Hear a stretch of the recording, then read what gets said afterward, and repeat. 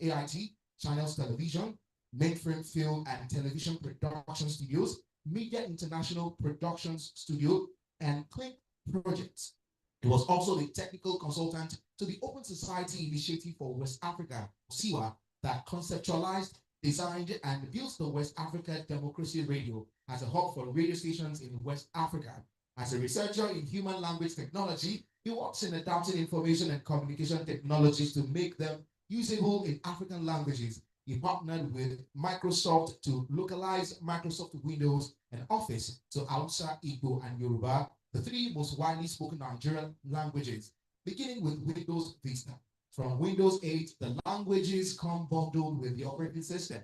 It teaches artificial intelligence as an adjunct in the University of Lagos, University of Ibadan, and Afe Babalola University at Dokiti, all in Nigeria.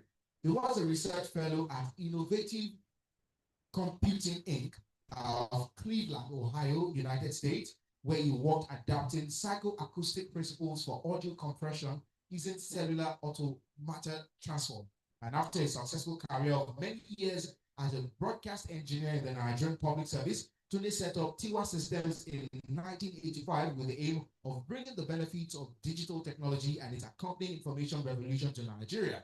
Apart from providing consultancy and other services in both commercial and scientific computing, with Tiwa, he pioneered desktop publishing in Nigeria by transforming the operations of such publishing houses as Spectrum Books, Evans Brothers, Oni Bonoje, and many others between Bonoje, I beg your pardon.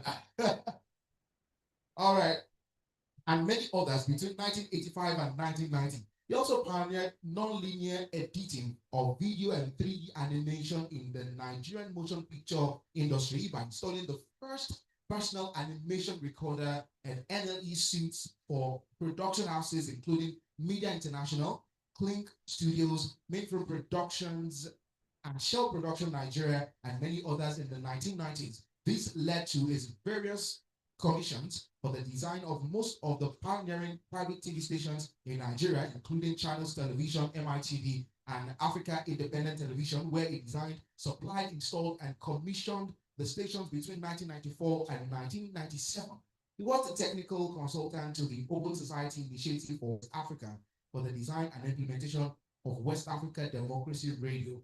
And Tunde Adegbola started African Languages Technology Initiative in 2002 for the purpose of developing the necessary resources that will facilitate the engagement of information and communication technology ICT in African languages. He is currently the director of Alt-I, which is located in Ibadan, Oyo State, Nigeria. Alt-I was set up to increase the relevance of technology aimed at inserting African uses into the agenda of the knowledge age by addressing ICT as a possible factor of language endangerment. Also, Adegbola developed a keyboard able to deal with the peculiarities of the orthography of Yoruba, which is a tone language. Using the English keyboard layout for Yoruba could be quite difficult because various Yoruba words may be written with the same consonants and vowels, distinguished mainly by application for diacritical marks to indicate tones. Thus, it sometimes takes many keystrokes to realize a single Yoruba character when using the keyboard, English keyboard layout. To accomplish the same result with fewer, more comfortable keystrokes, Tunde made a keyboard without the letters Q, Z, X, C, and B, which Yoruba does not use, except for certain dialects in which they use V, Z, and C in the diagram. CH is he repositioned the vowels, which are high frequency, to more prominent spots and added tone marks and other symbols, creating a more appropriate Yoruba language keyboard layout. Now he is working on speech recognition to convert spoken Yoruba into text. Tunde was born 1 August 1955. His father, the late Bishop Adeolu Adegbola, was tutored by missionaries and was one of the first in his hometown to receive formal Western education. Tunde Adegbola is married to Inyang Ni India from Inkari in Akwa Ibom State, Nigeria. Adegbola fights for the resurgence of Nigerian languages and their adoption in mainstream technology. He also advocates for education that actually solves local problems. With a round of applause, even though he just stepped up a few minutes ago, please let's celebrate Dr. Tunde Adegbola. And right about now, we're just going to be moving straight to the conversation moderated by, as we will be calling her up now. And please, I'd like to celebrate her. Please help me celebrate Olanike Onimisi. I come up to the podium. Yes, she's going to be the lead moderator. By the power vested in me as the MC today, I will name her the lead moderator, while I will be the co-moderator for today's conversation. Please, let's celebrate with a standing ovation, please. And like bring indulgence with a standing ovation with a round of applause. Please let's welcome Dr. Tunde Adegbola as he comes up to the stage for the conversation. Please let's not stop clapping. Let's not stop clapping. Let's continue.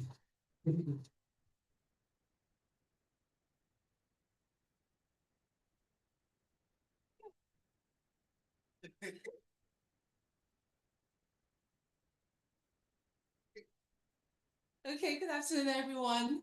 And I'm so pleased to be here. It's such a huge privilege to be in the same space with Dr. T. Adegbola. Well, who from now I'll just address him as Daddy Adegbola. Really? No, please, leave me alone. Just leave me alone, Adeg. All right, please. I want to crave everyone's indulgence so that this can be more intimate. If those sitting at the back can just come forward a bit, so that when you are contributing to this conversation, Daddy would not have to be wondering who is saying what. Please, can we just come closer so that we can enjoy this conversation? And it's not going to be limited to myself and Mr. Kayode. Would like, people in this beautiful space to contribute now and again. Thank you. Please, let's start. Okay.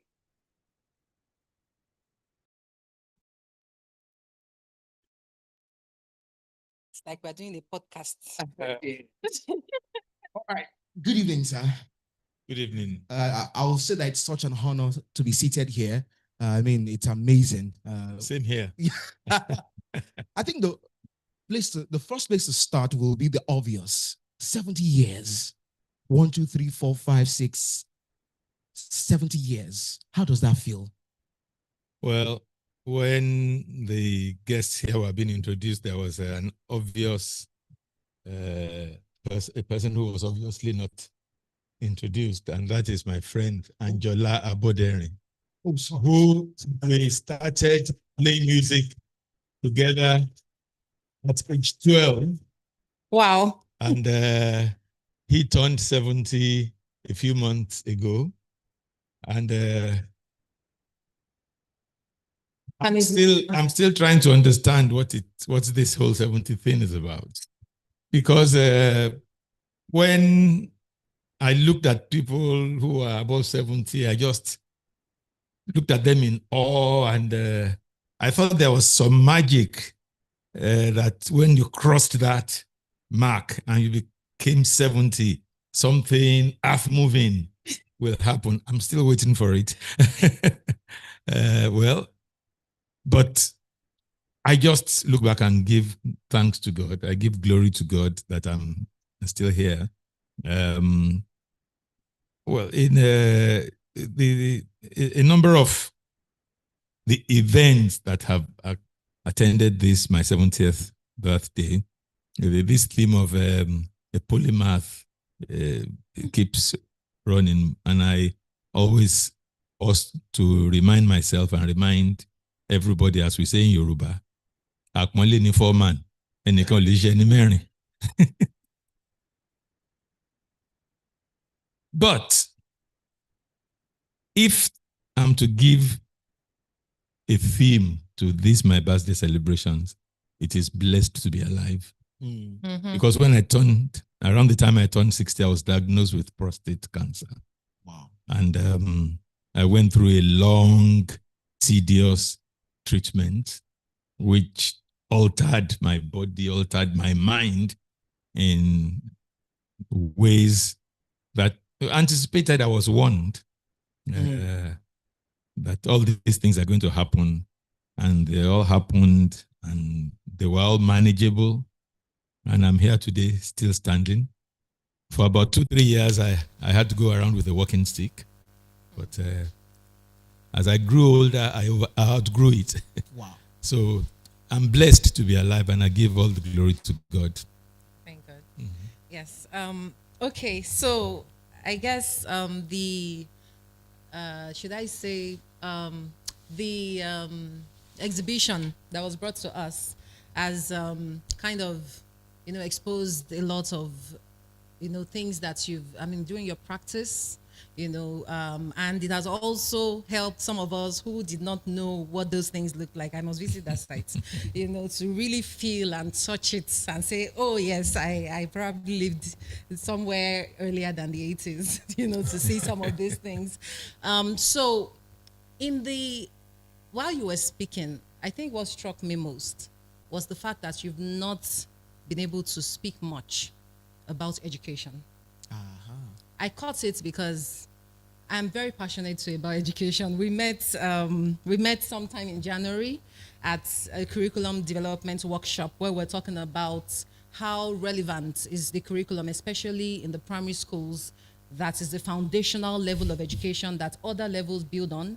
That how relevant are the things that are being taught, to the pupils, and how relevant or how are those things that they learn in school linked to their everyday life.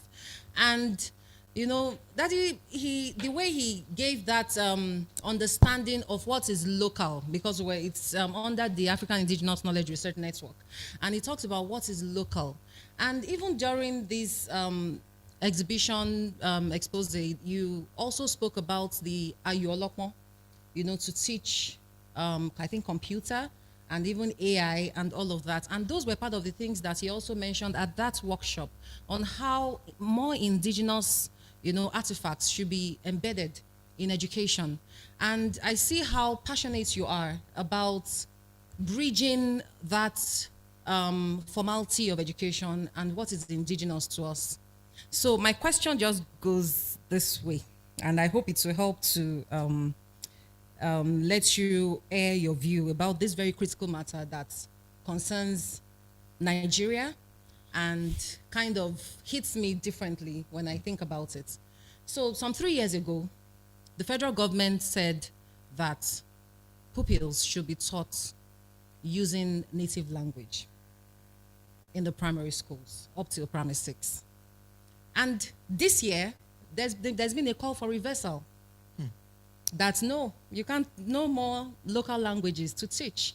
And when they made that, when they passed that bill in 2022, it was to promote the Nigerian culture and then have that children learn, because I believe that we learn better in our first language. English is not our first language. And I think it has really helped. I mean, having done my own research too, in public schools specifically, I see how they assimilate things better when they are spoken to in Yoruba. I'm talking about the Southwest. So now in this year, in February, there's been a declaration that they want a reversal, that English should be the language of instruction. Meanwhile, 3 years ago, it was so strongly passed that English shouldn't be used as language of instruction. So how do you feel about that, especially with your passion for bridging that gap between tradition and innovation? Let me put it that way. So formal education and indigenous knowledge. How do you feel about these contrasting ideas by the federal government? One of the things that I've noticed about us is that we like shortcuts. We always want to find a way of cutting corners and getting results. That in the God chap sharp. That's an attitude we have, and it pushes us to do some really stupid things. Okay. There is no account of any people in the world that became great having adopted a foreign language.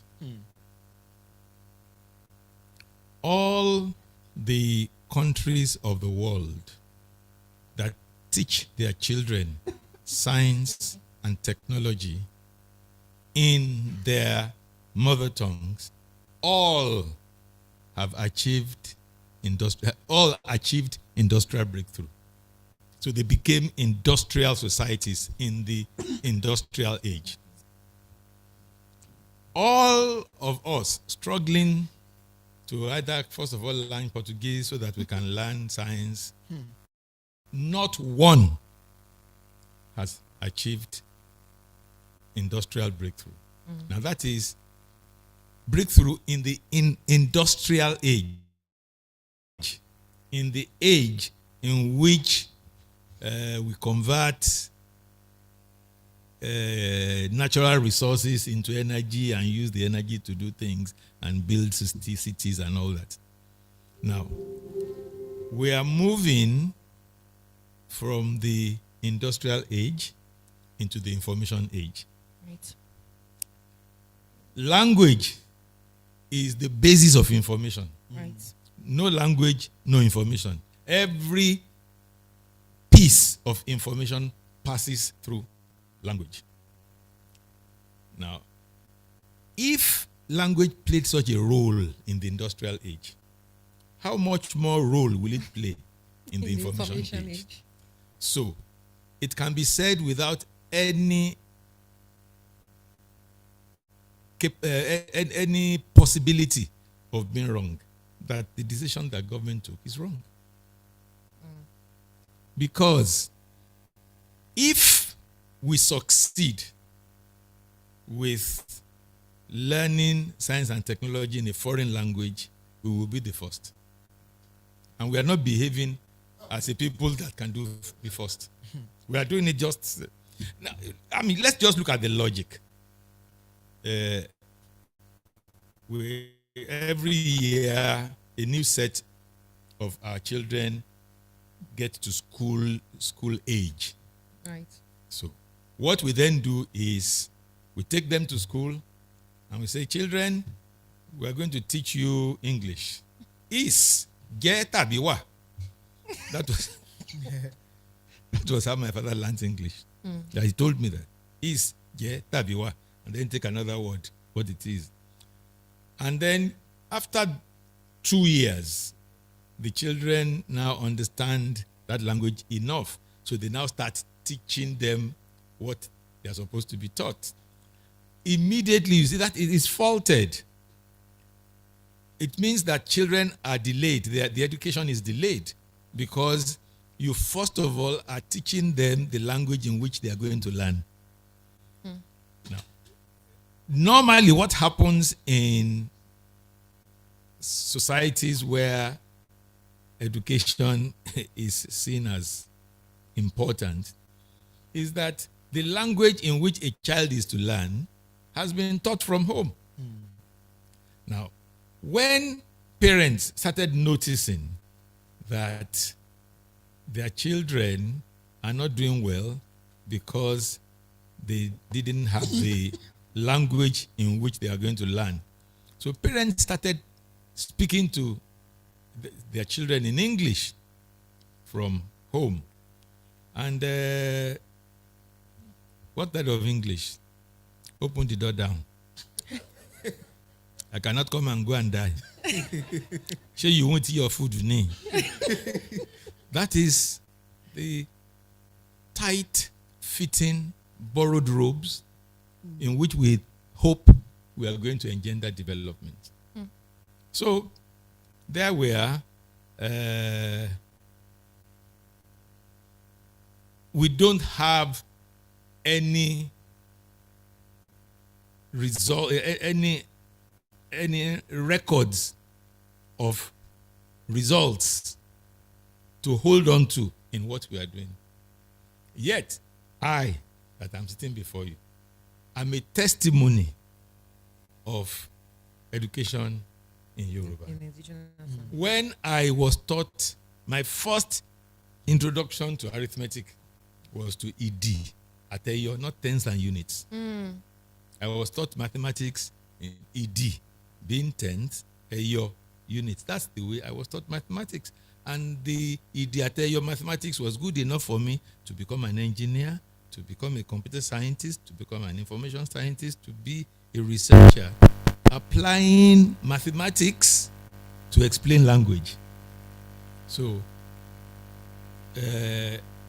and beyond my own single example, there's the example of the a 6-year education experiment performed by Professor Babs Fafunwa, in which he had 2 streams of classes.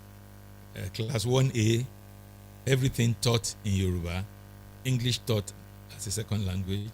Class 1B, everything taught in English, Yoruba taught as a language. And it was noticed that the dropout rate in the class 1A was lower than the dropout rate in class 1B and lower than the national dropout rate. So already there was a result there, even as they went from primary 1 to primary 2 to primary 3 until they got to primary 6. And of course, it made sense. Children who couldn't cope with understanding English just dropped out of school.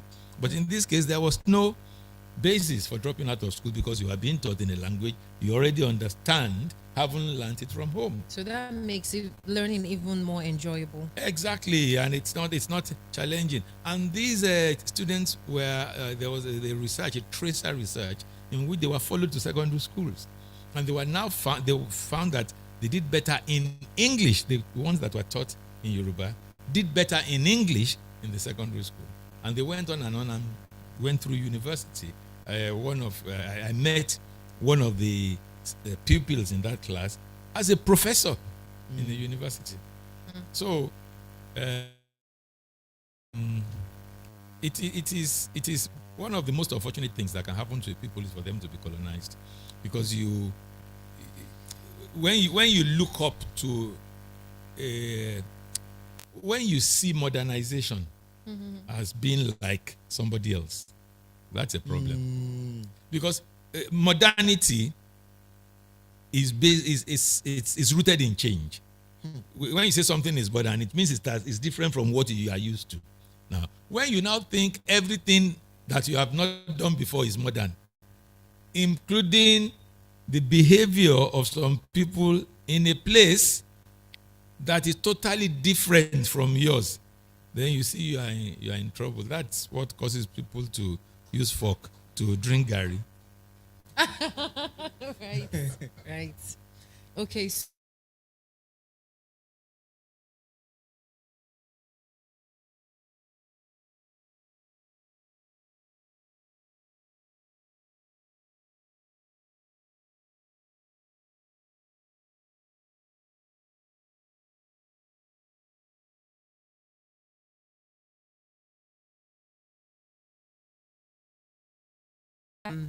Learning mathematics in ED Ateyo. and Ateyo, you know,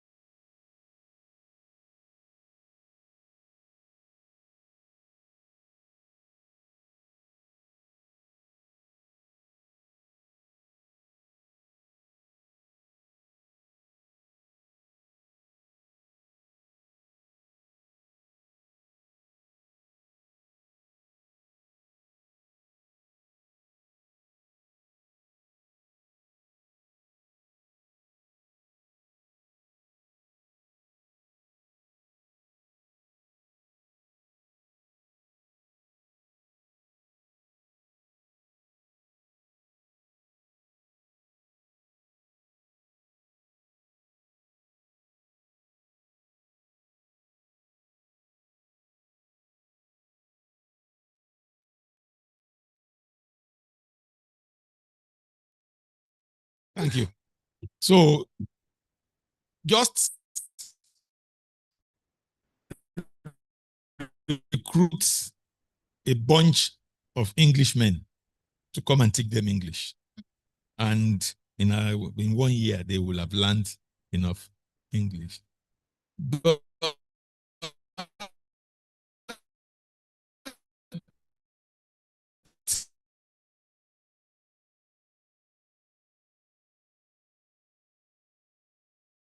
go and Google Ahmadu Bello or Tafawa Balewa and listen to the kind of English they spoke.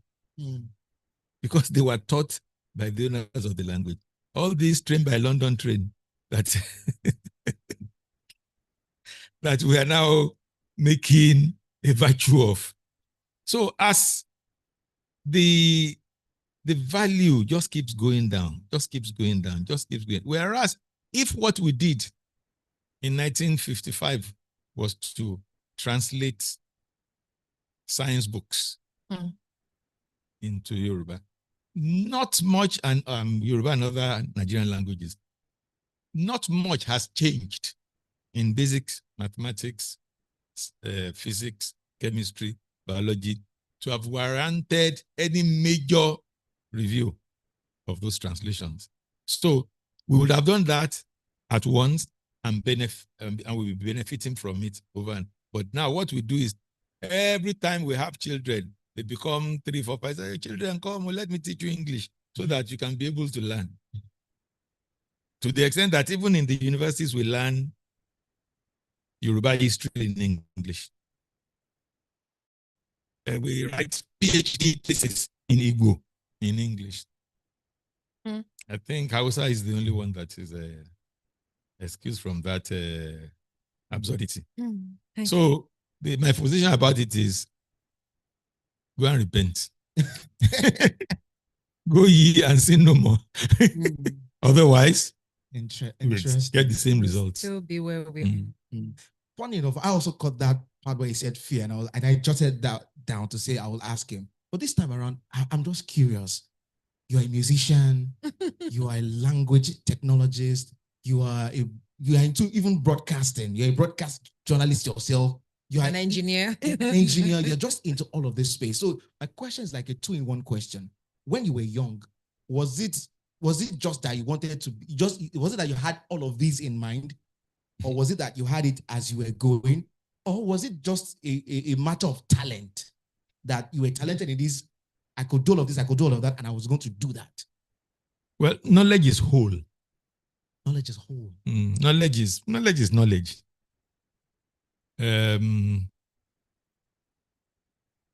Let's take music, for example. Most situations in the world, music is studied in a faculty of arts. Well, that's not the whole truth. Yeah. It is the aesthetics that came out of the vibration of air molecules, which is better studied in the Department of Physics that is studied in the Faculty of Arts. So when you look at music, there's science in it, there's engineering in it. When I was 15, we were told to pick subjects in Methodist High School, that school at the toll gate. We were told to pick subjects. So I was a school organist. So I picked physics, I picked mathematics, and picked music. And I was told you can't do music and mathematics. You can't do music and physics because one is art, one is science. I wanted to get to understand music better. And it was a sad day for me. And I went to the hostel sad. And I was thinking, so I can't study music and study physics. Then around midnight, it occurred to me, who makes electronic organs? So I said, cool, I'm armed. So next morning, after assembly, after playing the organ at the assembly, I went to the staff room. I've not met the lady since we left, so I won't mention her name. I then went to her and I said, "Excuse me, what we were talking about yesterday, ma? Who makes electronic organs? Because that's the kind of thing I want to become, the person who makes electronic organs." Wow. I think the person will need to know music and also know engineering. I said, "Oh, Adegbola, you are always asking hard questions. Just go to your class and go and listen to what you are taught today." And I was sad. Day two of sadness. And I went to my class and I accepted not studying music, but I kept struggling at home. Angela and I struggled. When I go to his house in Okeado, we do the best we can. Then when I registered to do a PhD in information science, and the subject, the material I was studying Yoruba language in information science, because I studied Yoruba language as an information system. That's what I did for my PhD. Wow. I thought, yeah, I got it back. My teacher.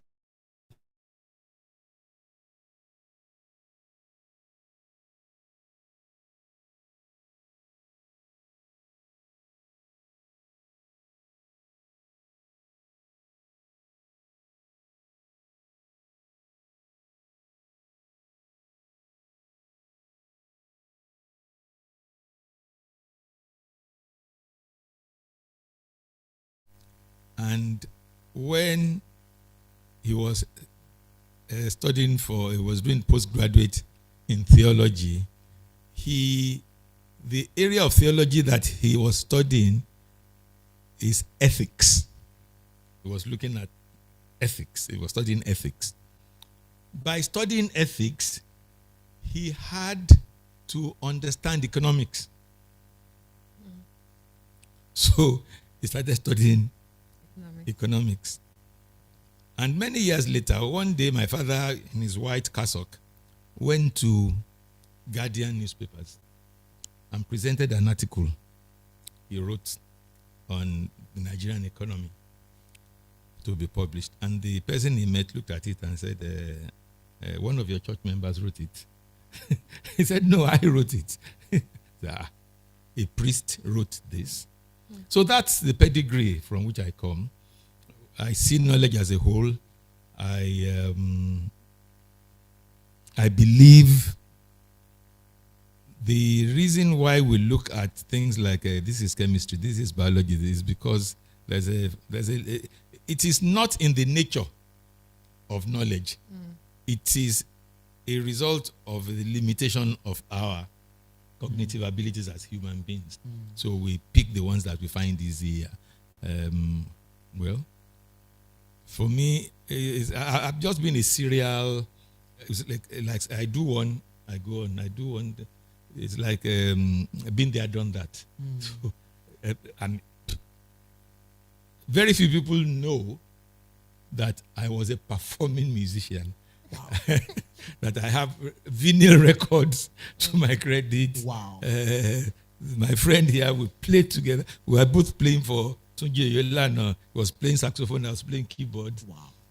But these days, people don't know that. So I'm a serial.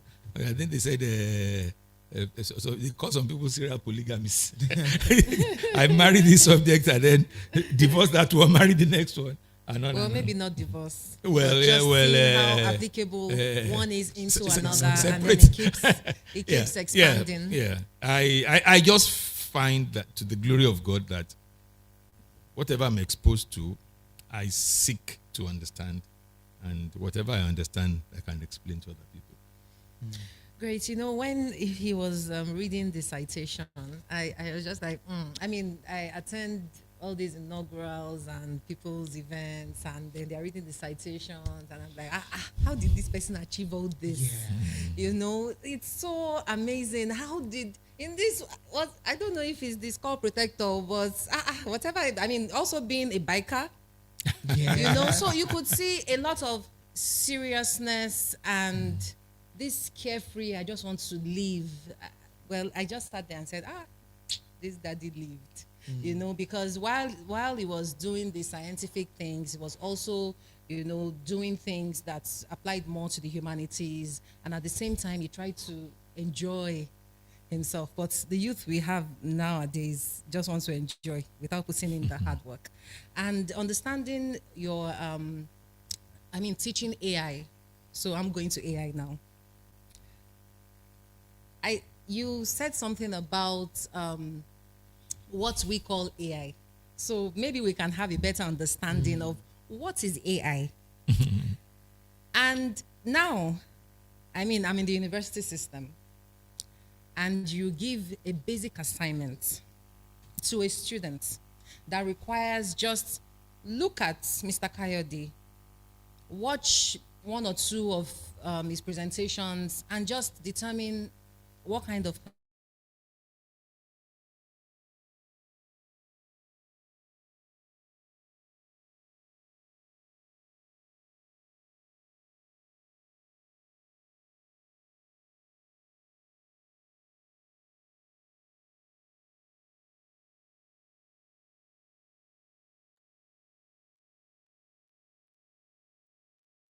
that probably maybe 2 paragraphs. I'm talking about the simplest basic assignment. And then you then find that most students don't even want to think anymore. They just want to go to ChatGPT, and that's also under artificial intelligence. So I was just wondering if, because mine is still, you'll see that I'm tending more towards education. And for some people, they feel that the AI, this AI age is diminishing humanity.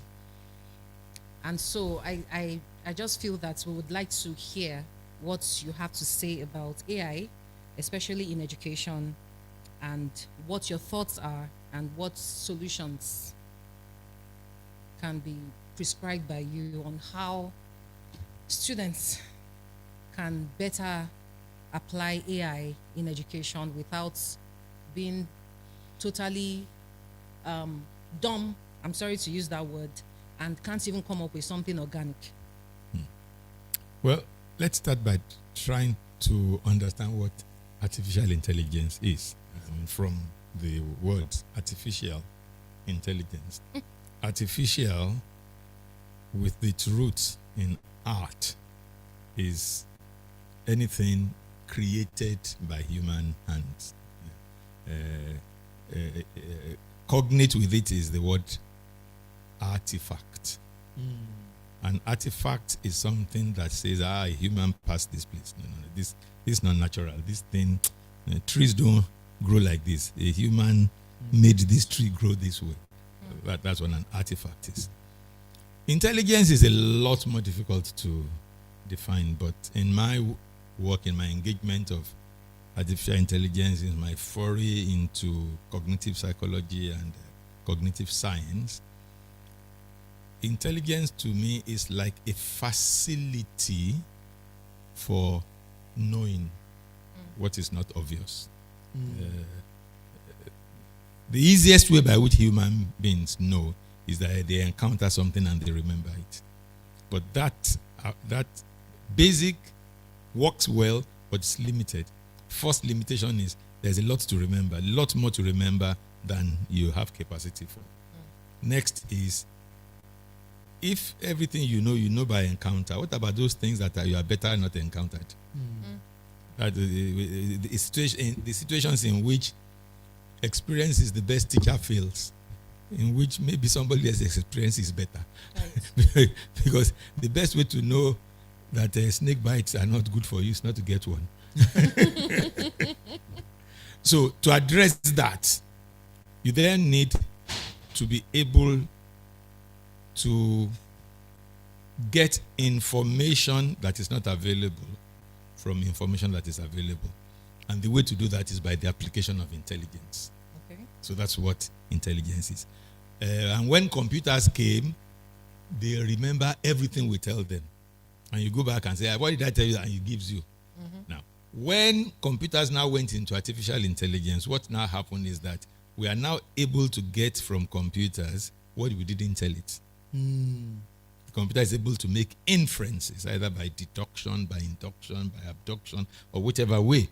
They're able to make inference. So that's the major thing a major thing in artificial intelligence, that we have not got to a point where we can make the computer infer what we have not told it from what we've told it.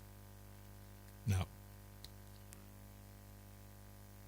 with the development of what we now refer to as generative AI, that is artificial intelligence that can create artifacts.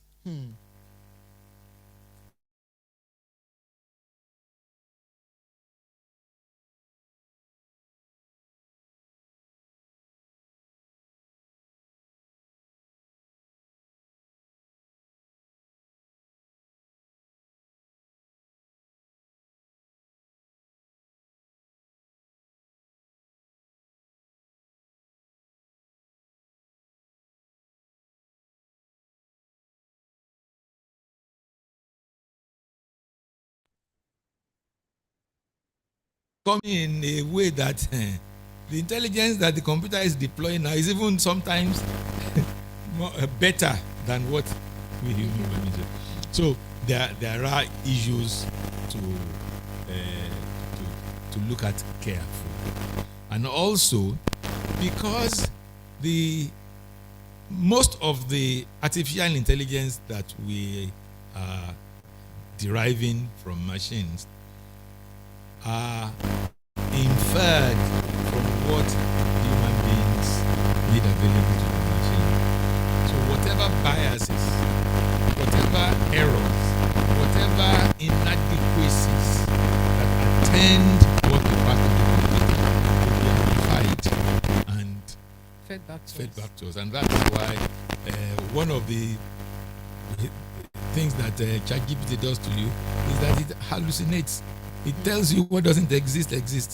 You say, I'm looking for a publication that they say, that publication was written by so and so. I say, how come I don't know this publication?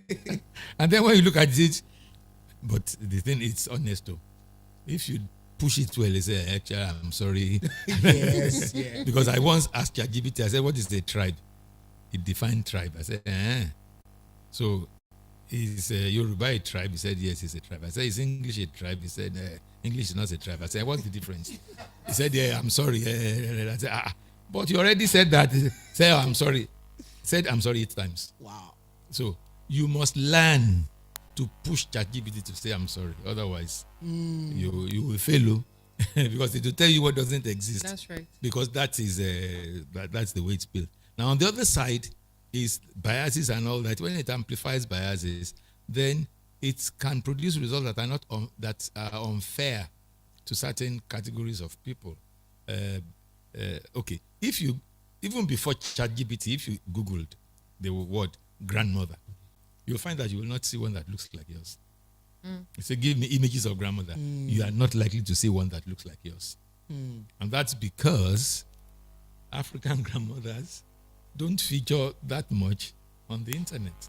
So if Google finds like 1,000 grandmothers and chooses to give you, out of those 1,000, maybe 5 look like yours, and chooses to give you 20, the chances of getting one of yours into that group is very, very slim.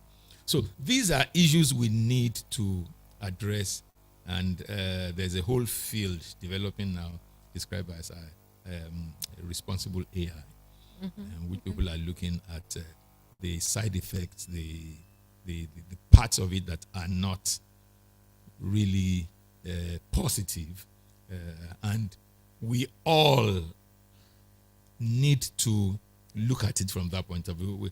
We shouldn't make it, we shouldn't give it the level of value it doesn't have.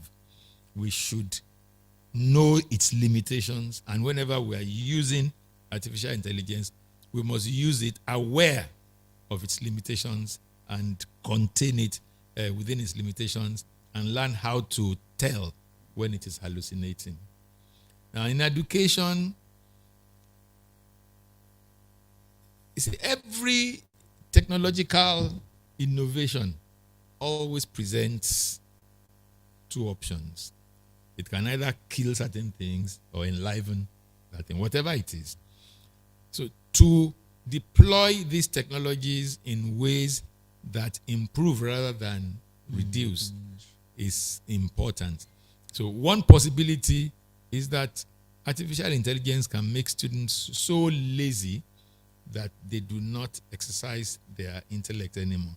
And meanwhile, the reason why we say things like academic discipline is because the whole process is that of engaging Mental in rigor. rigor, disciplining yourself, and entering into cerebral activities, because you learn to do by doing. When you subject your faculty to work in a particular way, it tends to get better doing that kind of thing. Just like athletes, an athlete who wants to run for all these Olympics every 4 years. Somebody runs for 4 years just because he wants to run for 9 seconds in the 100 meters. So you learn to do by doing. So when we now allow artificial intelligence to Do the thinking. do the thinking, then the capacity to discipline our faculty to produce high quality results reduces. And we are now reduced to the feeble results that artificial intelligence can give in certain things. So then the other alternative is to use artificial intelligence to remove the manual labor in the process. You now get the information and now sit down, distill the information, mix it, synthesize, produce new things. Because if you were to sit down, read a whole book just to get one line of a gem, that's not very efficient. So you can use artificial intelligence to improve the efficiency of your work rather than using artificial intelligence to improve your laziness. Right. So one question, sir. So do you feel lucky that you had done the bulk of the academic rigor before the age of AI? Well, in a sense, I feel fortunate that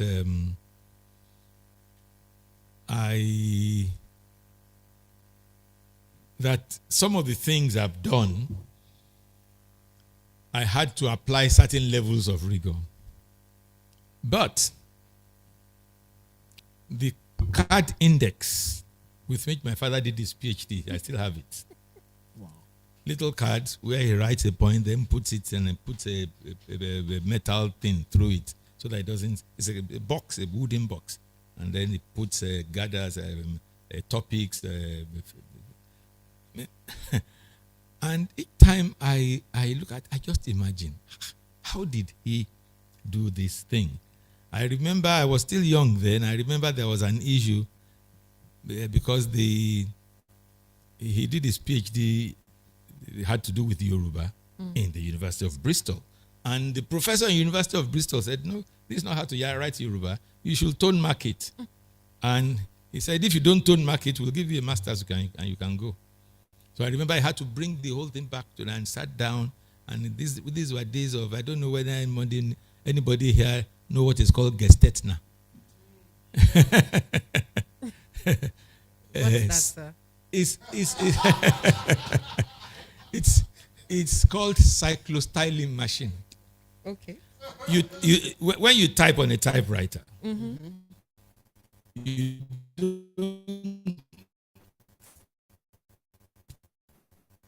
you don't type on paper. You type on a stencil. You put it in the stencil.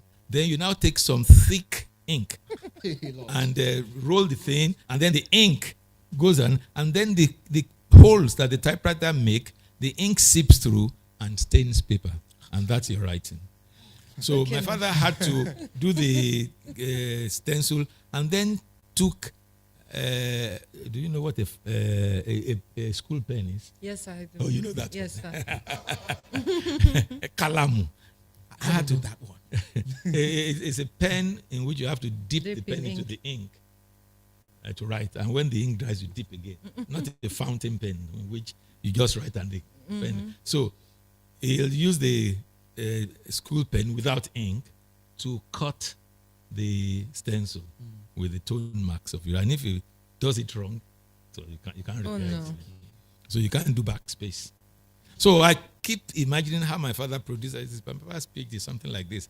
How anybody produced that with card index, with get Stetner and all these kind of things. And so even though I'm feeling blessed that I was able to do some rigor, there were greater rigors that I didn't do. So it's a case of ayen lo anto, and we just have to. Ayen lo anto means the world is going and we are following. Yeah. Okay. So it is that is where we as humans will always find ourselves. We will always have to respond to what our environment presents to us. Yes. I won't lie. I get really pissed off sometimes because, I mean, I'm sure that even I've not gone through the rigor that you went through. I like, I know. But you then see students, things that you had to read books. And the fortunate thing is that most of those books are available on the internet. They have ebooks. That is easier to just read on you don't have to open big books. You even on have the table. audiobooks. Can read it to you. You read it to you and all of that. But even that is a problem. So you find them presenting essays, their mini essays to you, and there will be references. And then I'm looking for these references. I can't find it anywhere. It's hallucination.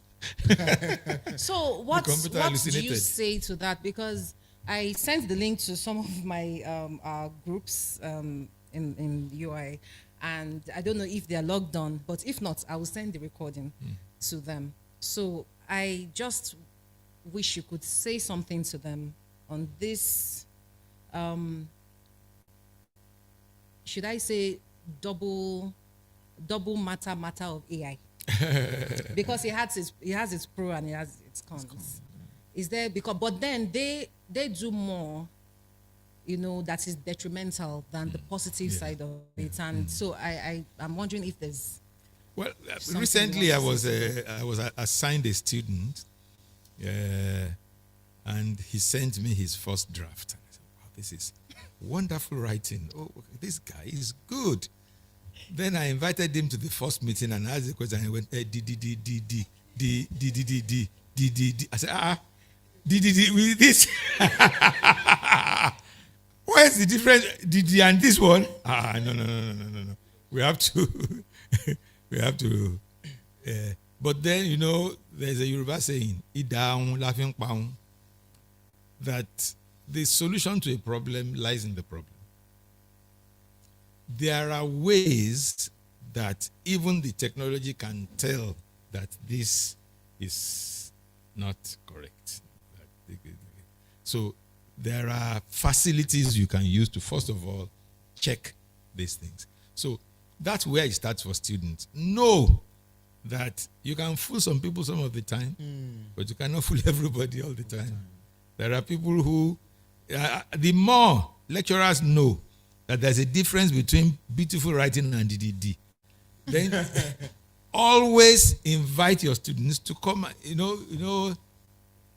There's when you do a PhD, you go and you present, even though you've written, you go and present it. What is that? Defense. Viva. Viva voce. Yeah. Active voice. Go and use your voice to say what you claim you have found, that you have written. There's no other way to engage a person that claims to know something and that will take the person down to the fundamentals other than the Viva Voce. And that's why, despite all the good things we say about writing, its portability and all that, speech is still the preferred mode of human communication. That's why we are here. Right. We came to speak. We all came here to speak. I could have written all these things and we could have written in the and it does happen. People have interviewed me from afar. They send me questions, I write the answer, they publish it. But this is who we are. Anything that I say here is superior to anything I write to you. Because it could be somebody else's idea that I am pushing around, but anything that comes from within me, extempore, you are asking questions, I'm responding to it. So lecturers should make time to interact with students. And students should be aware that you can be caught. All right, I think my next question is still hinged on that, the serial thing that you did, from moving from one level to another. And you, thankfully, you made reference to music, because, and of course, I love the way you also enlightened us about the aesthetic and the science, because what happened to me initially too, when I was young, for my undergraduate studies, was I entered the Polytechnic Ibadan to say I want to do music tech, and everything that was in my head was the aesthetic, the do re mi fa sol la ti do, the interval, the harmonies and the melodies. Not up until when they said let's do technical drawing, and for once I was thinking technical drawing music, how does it work? Not until they said material science, and then we had to go to physics department to go and learn material science. Then we did woodwork, then we did acoustics, all physics, then we did instrument fabrication. And I'm wondering the applicability about this. So that's the one question. So my question is like a 3-in-1 question. Number one, the applicability of the things we learn in school. How do we bridge that wide gap? Secondly, for you as a person, was it a decision you made to say, I was going to learn this, and after I learned this, I would do this, and after this, I would do that?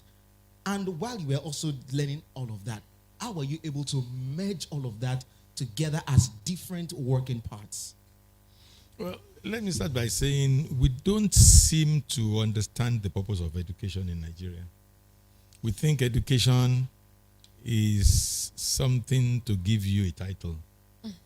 Like you become doctor, professor, or you say you have BSc, you have BA, you have MA. We kind of think that is what education is for. But basically, education is empowerment to transform society. It's empowerment to make a change. You know enough, you have enough skills to make changes.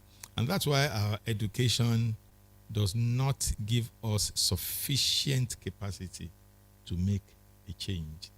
When I graduated in electrical engineering in 1978, I got this job with Ogun State Radio, OGBC. And it dawned on me one night that if this radio is faulty, I can't repair it. And I have BSc electrical engineering. Wow. And it bothered me. So, next day, I went to town. I went to those people called Radionic. Radionics. I said, I want to learn.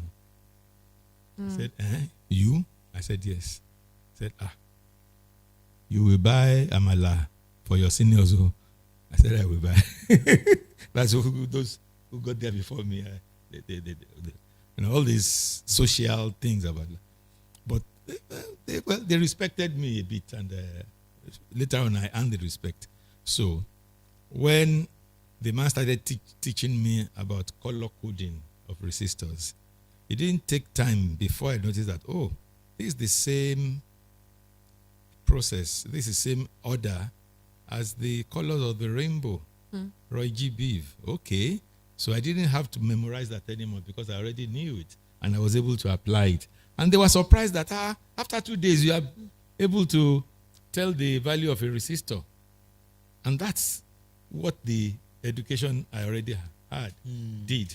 Now I was going into trying to apply it.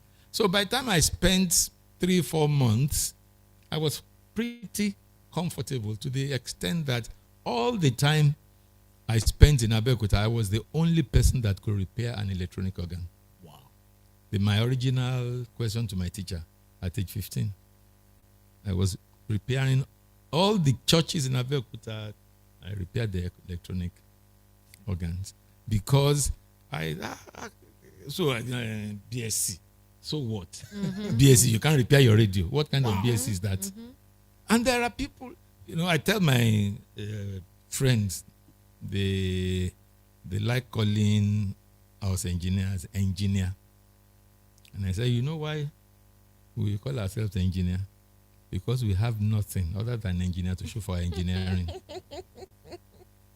If you have done a major engineering project, whether you are called engineer or not, doesn't matter. But if you graduate in engineering and you are manufacturing pure water and selling and making money and you are comfortable, you now think back, 4 years studying Rongakunte and all this hard mathematics. So, I'm engineer. So when they call you engineer, you say, at least that is that is evidence that you went through to school. You can't show your evidence of going to school by transforming society. So these are some of the things we need to look critically at. What kind of education do we give our young people? And as educators, we should have some bit of guilt. We are graduating these young people. They are getting out. Skills. They are not getting jobs. And we don't think it has any reflection on us.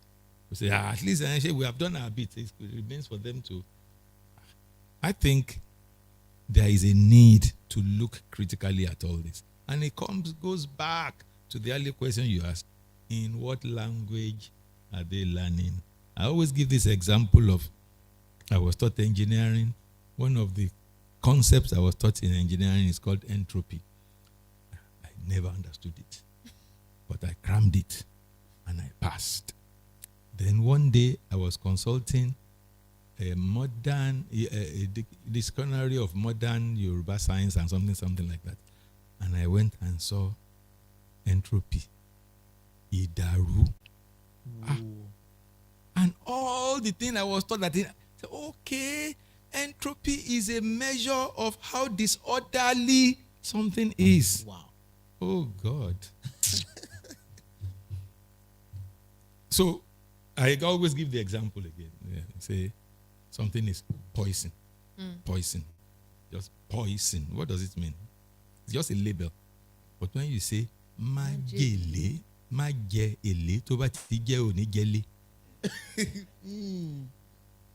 Wow. It will be your last supper.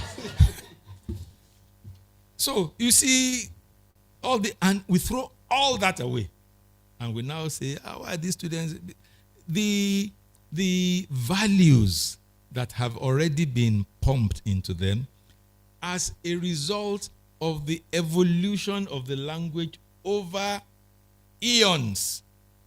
The values that the language has acquired and that society expects you to just pass the language to your children and they acquire the value all along.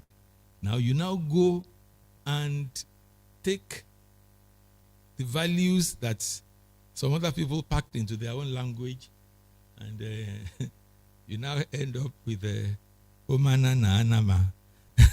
Iya iya. And no, I had that dog. Yeah, in a woof woof here, in a woof woof there. Woof woof what? Bo la janke. So in England, maybe the dogs go woof woof, but in Nigeria, bo la janke. So you now see cognitive dissonance. Right. The things that already exist in the environment that you just need cues to link, and then you get the whole of. Meanwhile, this old MacDonald had a farm that the 8-year-old girl was babbling. It has meaning. MacDonald is a Scottish name. It is the equivalent of English Donaldson. It is the equivalent of Irish O'Donnell. Wow. So when you say old MacDonald had a farm, you know already, north, where they do agric. So already it has taught British geography. It's taught British onomastic naming system. Just by singing Old MacDonald had a farm. But the Yoruba child now is singing Omanana. Whereas there are nursery rhymes like Moribo Koko, Mokbayekeye, Mokpakfe Kafe, Momu Funono, Nono Lai Jei, Momu Foloja, Ojuseno Kalo, Odijokeje, Waranisile, Mololoja Ku, which teaches discretion. You don't go out into the fields and hunt birds indiscriminately, or hunt rodents indiscriminately. So when he got home and gave to Nana, which is mother, I said, this is not to be eaten. Mumu Funana, I gave some to Nana like Mumu Foloja. So I gave the one that Nana said they don't eat. I gave to Oloja. Oloja gobbled it up. 7 days later, Oloja was gone. Whoa. So discretion that taught that this one is Maje Ele, you lost in that. You are not teaching Omanana Anapa. When I was a child, I was taught in geography. I was taught winter solstice. I was taught summer solstice. I was taught equinox. I didn't know what they mean. Now, I went to England. I was maybe about 1920. I went to England to do some work.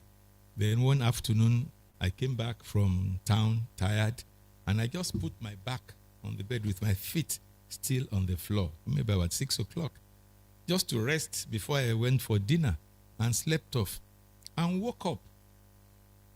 And I saw the clock, 9 o'clock. And there was sunlight. I rushed. I went to get dressed, and I saw that people were just moving leisurely. I said, aren't you people going to work? They said, no, it's 9 o'clock. I said, 9 o'clock. It was 9 o'clock in the night. I have never seen the sun in the night in my life, which is where equinox and summer solstice and winter solstice came from. Whereas I should have been taught about Orun Tomasoko, the deceptive daylight that suddenly disappears. And the little boy who was on the farmstead to get home now finds himself stranded. And these are issues in bringing up enculturation rather than acculturation, bringing human beings up within the realities of their culture. And it is your culture, that your environment, your ecosystem, that you are called to transform so that you can live better. But once you import the realities from other climes, you can only make use of those after you have mastered your own, and you now go into kind of a comparative analysis of, okay, this is how we do it. But when you bombard 15-year-old with summer solstice and winter solstice, things that never ever experienced. Later on, I experienced sunset around 1 a.m. in Siberia. I was in Siberia for 1 week. On the average, the sun sets around 1 and rises again by 3 a.m. I didn't know that was possible. But these people's reality, that is what taught them, that is what drove them to learn about summer solstice and winter solstice and equinox. Equinox is when there's equal day and equal length of day, equal length of night. Summer solstice when the thing is displaced, that you had more longer hours of darkness, and the times when you have longer hours of light. Here in Ibadan, you can hardly tell. Once in a while, I say, I let it. But because we are people of the equator, we don't notice these things. But people who live closer to the poles, they will notice it. So that knowledge wasn't relevant. It wasn't relevant, or even if it is relevant as a kind of extension comparison. Oh, know the one that will make you survive this environment. Know the ones that you can seek to improve the human condition in your environment. That's right. And as long as we see westernization as the same thing as modernization,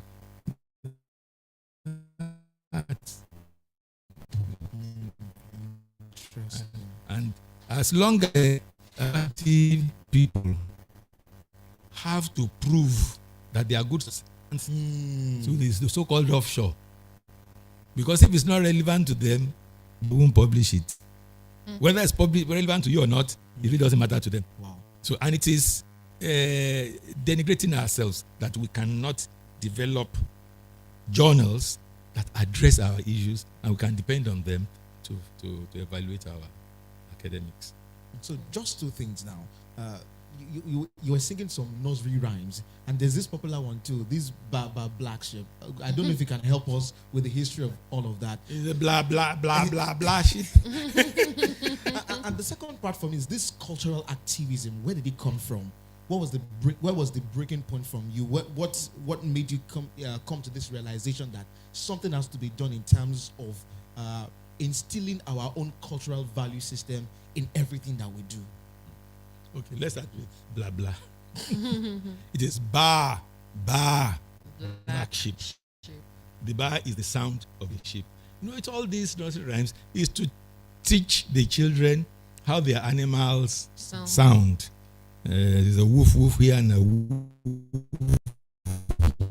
there. Whereas there are nursery rhymes that tell us go la janke, bobo laguton wo firi lojun rimu. You have all that. We have our own that deal with our environment. So black sheep. Have you any wool? Because they live in the temperate area of the world, they depend on the wool that sheep produce to make clothing. Make clothing that will insulate them from the. And yes, sir. 3 bags full. One for the master, one for the dame, and one for the little girl. You know, nursery rhymes is reality coupled with nonsense, just to get children like the Morigbo Koko that I read. So there are these things. They are of relevance to the environment where they came from, and the further those environments are from ours, the lower the relevance they will be. So when somebody now travels, I was privileged to have traveled to the UK by ship once. It took a month. Now somebody traveled 1 whole month to come to your place and came to teach you blah blah black sheep. So what's the other question? This cultural activism, where did it come from? Okay. You see, I was fortunate to have grown in an environment where 90% of my father's staff were Europeans. They were his staff. They worked under him, and they looked up to him. They had respect for him, and their children, all of them, I think, all of them were younger than me. So I was like the leader of the pack. I was there. Yes, thank you. I was their go-to person. When their toys broke, their father would say, "Oh, take it to Tunde. Tunde will fix it." So that is how I grew up. I first heard about racism when I was in the university, when there was the Soweto massacre, that people were shot because they protested that we prefer to be taught in our language. So if you ever had Soweto massacre, that's what made this township Soweto popular. People protested, said, no, we don't want to be taught in a foreign language. We want to be taught in our own language. And it was so important for those who wanted to oppress them that they had to put down the protest drastically. And they shot young people. What they did there is what our government, the opposite of what our government has done by reversing that thing that you talked about. The people knew. And the people who were proposing training, teaching young people in Afrikaans, they knew it was their way of removing these people from their reality. Yes. And the people they wanted to do it to, the one understood. So they fought. I mean, in Nigeria, we wouldn't have fought. In fact, government will have said, I mean, there was even a government that invited the French to say, come and give us money. We'll be teaching our children French. This was during Abacha regime. They declared French as a second national language. So that because the French government offered some. So my upbringing was such that I had that innocence until I met this issue. And I said, language? It never left me.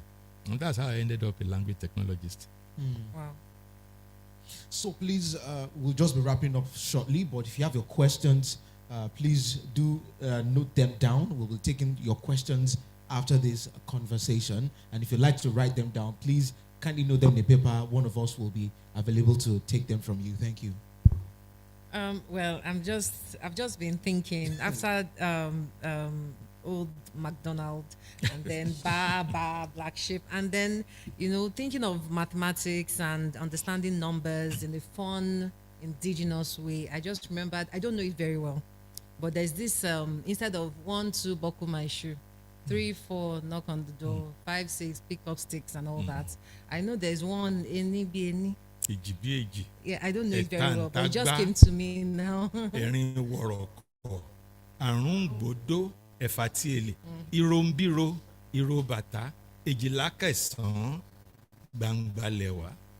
Please, sir, can you expatiate on it, please? Can you expatiate on it? Yes. Mnemonics. Any is one. Any be any. Eji be eji. Eta and tagba. When you go to the market to buy yams, they are usually sold not in single pieces. Well, these days because of economy. But, you can even buy half now. But you buy ile, they put a few together. In those days, when they sold calabashes, they sell them in trials. Meta non tagba and eta tagba. So that even gives us kind of like a cultural history. You see, this is the power of language. I told you before, this thing we call language, your reality, your history, where you are coming from, is all packed into it. So when a day, one day hero, we use it to bind thought. And also we use it to bind each other. The speakers of the language. Because language is not only a means of communication, it is also a means of identity. Right. So, in both senses, it is an ede, that with which you bind thought to make it concrete so that you can express it and pass it to the other person, and also which binds a people together. That's why the English are called English. The French are called French. The Igbo are called Igbo. You are described by that binds you together, that makes you you. So on this AD, I'd like you to do an assessment test for us. Please now. I'm sorry, but please go on, sir. Yeah, well, beyond that, so some of these things become antiquated, and you may not be able to relate to the realities. But at the end of the day, you see that, like he said, mnemonics just rhymes that will make you remember it. Because what you want to do is make the child remember that it is 1, 2, 3, 4, 5, 6, 7, or to 10. And once you get to 10, you can get all the other numbers. So you attach, and you know, okay, 1 to buckle my shoe. So what is buckle about? 1 and 2. Shoe and 2. Shoe and 2, okay. Rhyme. Yes. Yes. So, and all these literary and oratorial devices exist in all cultures, and one is not inferior to the other, Right. based on the realities in the environment. But somehow we just feel that anyone that is English is superior.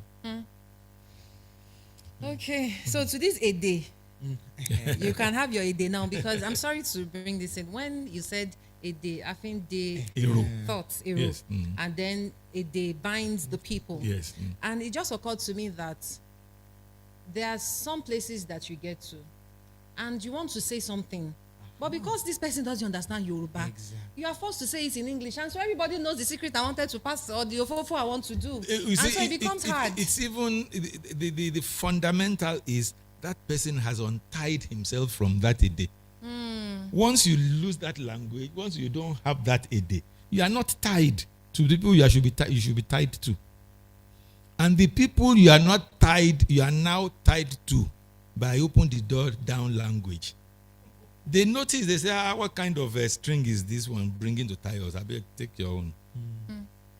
So these are the kind of things you lose when you lose that tie. Apart from even talking secrets, it's supposed to be the way that you are able to express yourself naturally. And if you go and look at all those popular musicians these days, apart from maybe the Ashakes of this world who unashamedly sing in Yoruba, Brimo.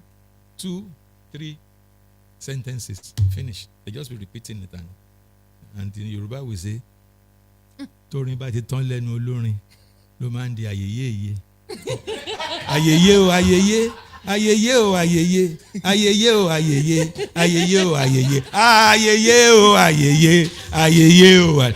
Mo ti sọ bẹ́ẹ̀ lẹ́ẹ̀kan. Nígbà tó ti sọ bẹ́ẹ̀, kí ló tún bẹ́ẹ̀ bá kí ló tún sọ fún bóyá tó ti sọ bẹ́ẹ̀. So you see immediately pé kò sórin líbẹ̀, kò sórin bẹ́ẹ̀. And that's because the language is not there. You speak to a young person before he finishes the sentence, say, she. Because he too knows he hasn't expressed himself. Pressure ti wà. Màá sọ Òyìnbó, I mean sọ Òyìnbó, màá sọ Yorùbá. And the Yoruba tó wá sọ náà is pressure ti wà. So, orele òdélé, oroko òdóko, ó wá tó kó oroko òdóko oroko tó, belongs nowhere. Nowhere. 3, 4 sentences and finish. That's all the song. And whereas the songs are supposed to be purveyors of our history, they are supposed to be. I mean, just imagine the fact that in traditional Yoruba society, the child wakes up in the morning and says, "Ekaro ìyá mi," and the mother tells him his history.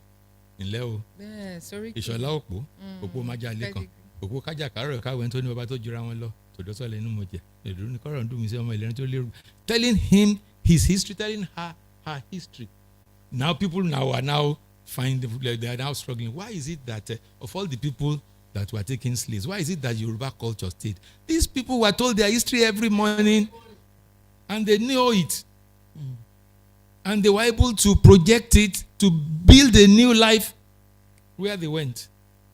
So small things. We think, I mean, a friend of mine, when I said, your children don't have Oriki, he said, whatever Oriki can do, my pastor can do to my children. So religion is another factor. So the pastor will, your people are putting up hand. Okay. We'll get to that in a minute. Just to wrap it up now. Still on this AD, 2 things now. By the time I come to Ibadan, there's one type of Yoruba. By the time I get to Ondo State, there's one type of Yoruba again. By the time I get to Ijebu Ode, Ijebu Igbo, there are these types of Yoruba Dialect. So how do we reconnect that? How do we reconcile that? I recall the first time I went to Ondo State, I could not hear what they were saying, and yet it was still Yoruba. So how do we reconcile that in terms of AD, connecting everyone together? We should not solve problems that don't exist. By the time I was in central London. They were speaking Cockney. When I got to Bishop Stortford, where my family lives, it's a different English. By the time I could get to Birmingham, I was moving up. They didn't put, they were pot. Pot this one here, pot this one there, rather than put. We are even arguing because if it's a Ghanaian now, we say it is not better but bad. So that is the reality of language everywhere. It's the reality of language everywhere that there will be dialects, and beyond dialects, there will be idiolects of individuals speaking in different ways, such that a group starts speaking in a slightly different way, to the extent that if you go to Akapame, which is the westmost extremity of Yoruba in Togo, and go to Lokoja, which is the eastmost extremity of Yoruba, around the Niger Benue confluence, you might find that understanding might be difficult. The same thing if you go to if you hear the Scots speak English, you think, oh, with the Welsh. The Welsh is even a lot more. Come and see by here. But the Scots, it's like you are chewing guguru. I mean, for a long time, they didn't allow them to speak on radio and television. But recently, they brought them. There's valid. All accents are valid. All dialects. Okay. When I went to Scotland as a young person, they had jokes like, "It's a broch brech molech neck to neck." It's a broad, bright moonlight night to night. Wow. And that's still English. So that Ondo is different from Ekiti is not anything new. Even with Igbos, why is different from some Igbos will say Miri, some people will say Mili. Go to Hausa. I mean, I have a friend who speaks fluent Hausa, and when we were doing going around doing election job, I wanted to flaunt her. They said, Kananchi, you're speaking like Kano people. Wow. That's actually one of the excuses for this seeking reversal of instruction, native language instruction in schools, that there are too many dialects. Yeah. And in my mind, I'm you don't teach in dialects, you teach in language. In language. There's a difference between language and dialect. And even it is usually said that sometimes in situations of conflicts like this, they say that a language is a dialect that has an army and a navy. Because once you have somebody fighting for this dialect, it becomes go and look at you don't need to be able to read it. Look at the Swedish Bible and look at the Finnish Bible. You'll be surprised. They are almost the same language. You see this, what you see. There are very, very slight differences. Yet they claim to be two different languages because there's political will in it. There's economy to back it. Because Swedish is the language that produced Ericsson. That is the telephone of the world today. Finnish is the language that produced Nokia. Yeah. Finnish, 6 million people. Swedish, 10 million people. Yoruba, 40 million people. See? Please, we'll take your questions now. Thank you. Uncle, please, can you step up so that, okay. Okay. It's a privilege to be here and to ask this question, which I wanted to ask for a long time. Because I believe you are one of the very few people in Yoruba land who know the answer. Why do you think it was imperative in the eyes of the missionaries of those days not only to know the language, the Yoruba language or Igbo or Hausa, but to know Aroko? That's one. I know this is important because my grandmother actually was raised in the household of David and Anna Hindra. And she was one of the first to go to UMC in 1935.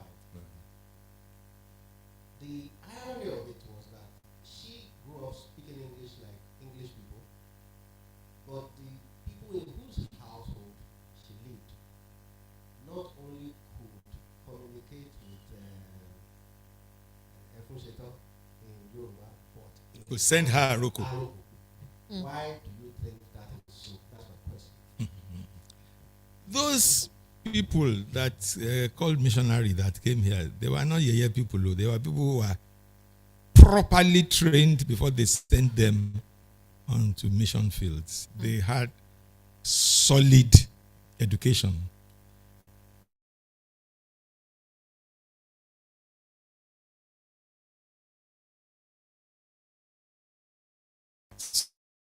If we look at some of the things they did, we just use a broad paintbrush and say it's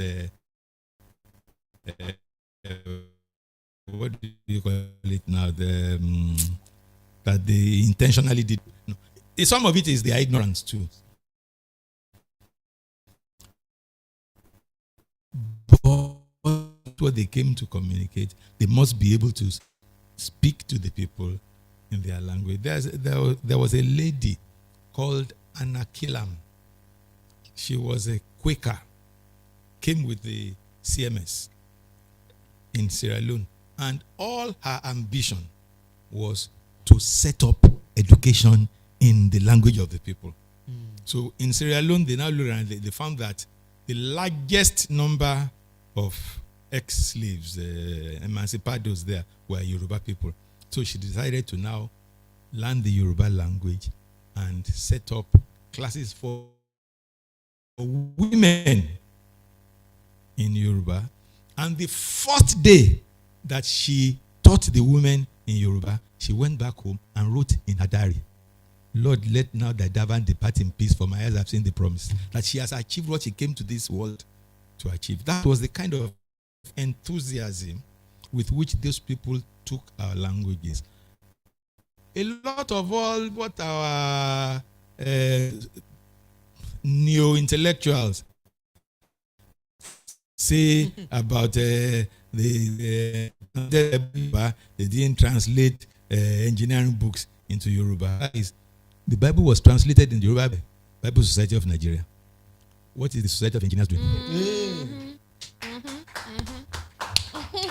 So now to go directly to the question, these people were not, they studied the language, they knew the language, then they discovered that there are certain elements of semiotics that these people are using to communicate deep information.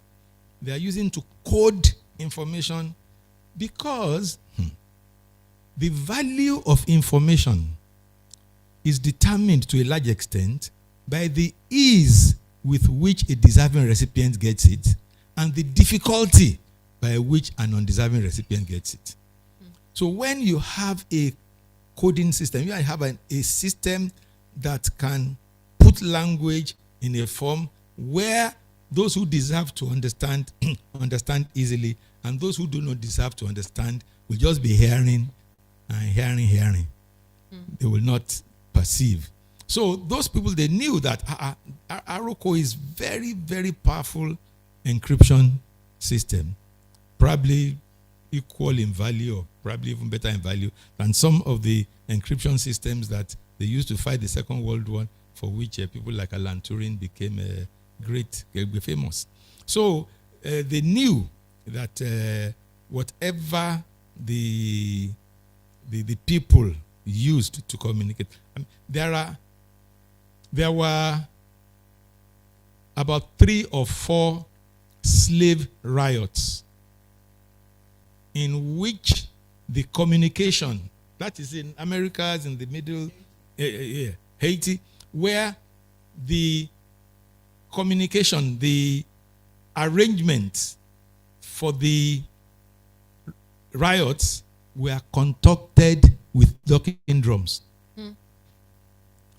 And because it could go long distance, so when the riot starts, then they send to another slave camp, please send some armed men. Say, we can't send our own to Hassan. They say, how did these people communicate? And from one slave camp to the other, they didn't allow movement. But these people will sit down at night, they'll be dancing, they'll be beating drums. They didn't know that they were talking to the other people. So day, we will strike at so time.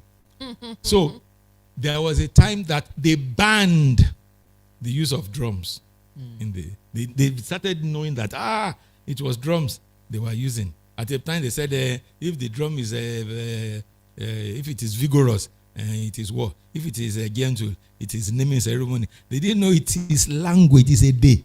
Then So, and look, all those of us in Nigeria, 500 and something languages, only one is not a tone language, which means they can all to some extent be spoken with drums. And we abandon all that. Yes, just imagine how stupid it looks. Something that I argued that before Alexander Graham Bell, talking drums must have been the fastest means of telecommunications. It was faster than homing pigeons, faster than Pony Express, faster than human beings carrying the messages, to the extent that in those days, in colonial days in Nigeria, when the DO or one of these officers is going from one place to other to go and do something, those who know will have signaled, it's coming, oh. And they were surprising them. Why? How do they know? How do they know? There was a time in Lagos too when they banned drumming, ostensibly for reasons of noise pollution. But those who know that there's a lot behind it. So those people not only did understand Daroko, they understood the Eno of Bata, because there's a whole elaborate language under this, apart from the Shagye that all these Fuji people play. There's Eno Bata, which is fundamental communication system. So, okay, one more question. Please go ahead, sir. Well, as always, a pleasure to be here to learn from you. My question is about Ifa. In a church. Yes. This is good. Okay. You are a very boisterous, unapologetic Christian. Yet, you devoted a lot of time, a lot of your effort, a lot of your intellectual ability in the past 10 years. Not only to study Ifa, but to 50 years actually. the results that I have seen have been astounding in the past 5 years, big for media exposure now. Now, the point I find it funny that some of the people who take you on in your understanding, the depth of your understanding of the are actually practitioners who view it more as a mystical, mythical, religious system.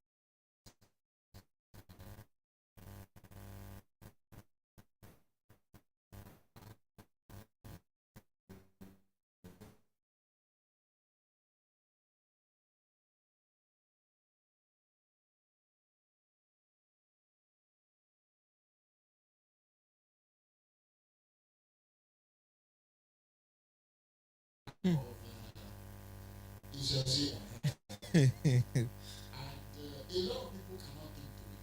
I can tell you that some Christians cannot think to it because the selling point is that, like they say, they still say it like 3 years ago, ìṣẹ̀ṣe làgbà. That, that is what you are, that's what you should do, and that's what paves the way for you. Now, I'm asking that question because you are a cultural advocate and you've done a lot of work in this research. And I'd like to learn more about what you think about it as a religious system and what you think of it as something definitely more than that. Like you said before, another forum, a knowledge management system rather than something that should be worshipped. Thank you, sir. Thank you. You started by saying I am an unapologetic Christian and I studied Ifa. So was Isaac Newton, an unapologetic Christian who dedicated his life to study physics, mathematics, and a lot of things. Ifa is no more than physics and mathematics to me. Probably little more. One of the most important mathematical equations in the world is the Pythagoras theorem. Pythagoras was both a philosopher and a mystic because he had two schools. He had what we call the acousmatikoi and the mathematikoi. The acousmatikoi were the people who, whenever he talks, hey, Baba, oh, and then they memorize what he says and they go and say it to other people and they take it religiously. The mathematikoi were the one who, Pythagoras, they say, really? The question. But if we look at it from this point of view, don't you think? And then they went. And it is by doing that that a lot of Western science was distilled out of ancient knowledge. I believe that we have a lot of deep knowledge in what our forebears did. Our forebears engaged their world scientifically, and they produced a lot of scientific knowledge. But like I always say, efficacy devoid of explicability is the seed bed of mysticism. When something works, each time you do it, it works. But you don't understand how it works. Then you say, you mystify it. And anybody that seeks to understand the universe,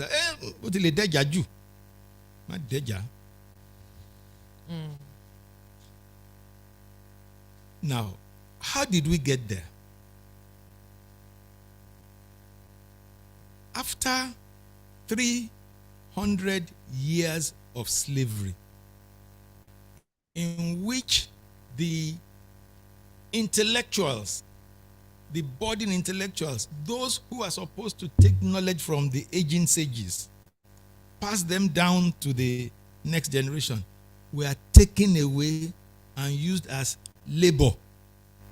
People who are intellectuals, people who are cerebral, they took them away and they were used just as labor. So for 300 years, there was that gap between existing knowledge, the know what, the know why, and the know how of it, such that those who are coming behind just know that it works. They don't know how and why it works. So that's how we ended up in mysticism, to the extent that it even now sounds like a badge of honor that the knowledge is mystical. And if you say, it is scientific, how can you be comparing it to Oyibo something? No, science is not Oyibo something. Science is not Oyibo something. It is just one way that the Oyibo have expressed themselves, and we lost how to express ourselves that way. Haven't had 300 years of slavery and about 200 years of colonialism. That's why sometimes when you look at those who are taking slaves to Cuba, Brazil, Haiti, Guadalupe, you see that their understanding of this, our knowledge system, is slightly different because they didn't suffer the colonization that came after slavery. So they took that knowledge, they knew, and they tried to give it to their children, even though, because it's oral, the knowledge is passed by orature. So it couldn't stand some of the rigor of slavery. So they lost a bit. We too lost a lot in colonization. It couldn't stand the rigor of colonization. But the amount of it that still lasts in even the orature speaks volumes about how much was in it, that having lost so much, we can still get some. I mean, when I think my first video that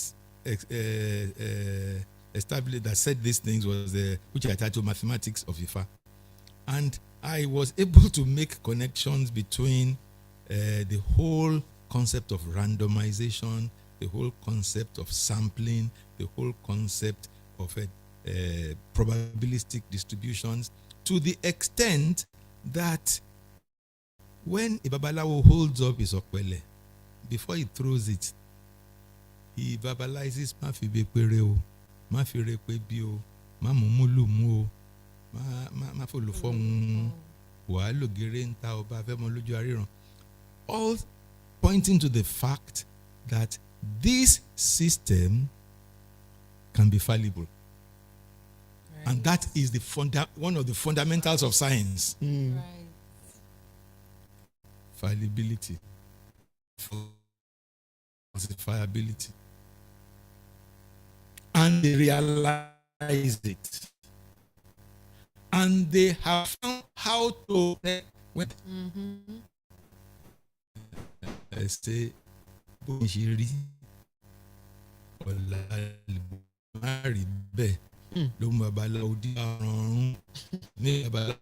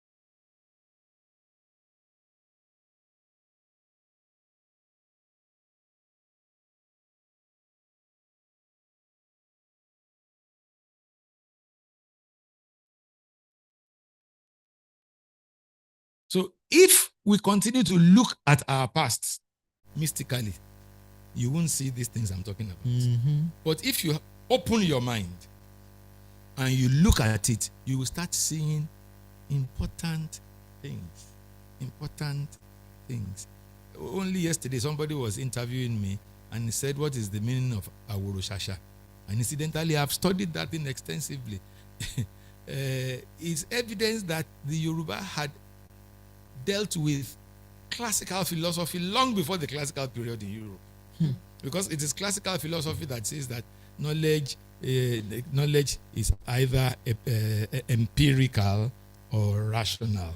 Empirical, you observe, you see. Rational, you think, you infer. Ro. Observe, think, and pick. You observe, you pick before you shall. So, even though in this mystical interpretation of our past, you say Aworo Shasha is a priest. As far as I'm concerned, Aworo Shasha is a philosopher, is a professor, is an academic, is an intellectual. A person who has learned the process of observation, thinking through it, rationalization, and then picking the ones that work. Which is also the basis of the Yoruba word for culture, Asha. Àwọn tí àṣà nítorí pé wọ́n wọ̀, àwọn tí ò wọ̀ ní èèwọ̀. Wow. Wow. Lord. So, if I may, please go on, sir. As your student for the past 10 years, I have been able to help quite a number of people of my generation to separate the science from Mystic. what mystical elements have been infused when it comes to IU. As you may know, because of this gap, this divide that happened as a result of 300 years of slavery, people began to ascribe IU to Shango. They say that is Shango's game. But the reason why you don't play IU when the thunderstorm is approaching is because in Yoruba communities they play IU under trees. And if you I've seen it many times. If you were under a tree and lightning should strike, it doesn't matter whether it is 2 or 20 that are under that tree. All of you will feel it, and maybe a few will survive.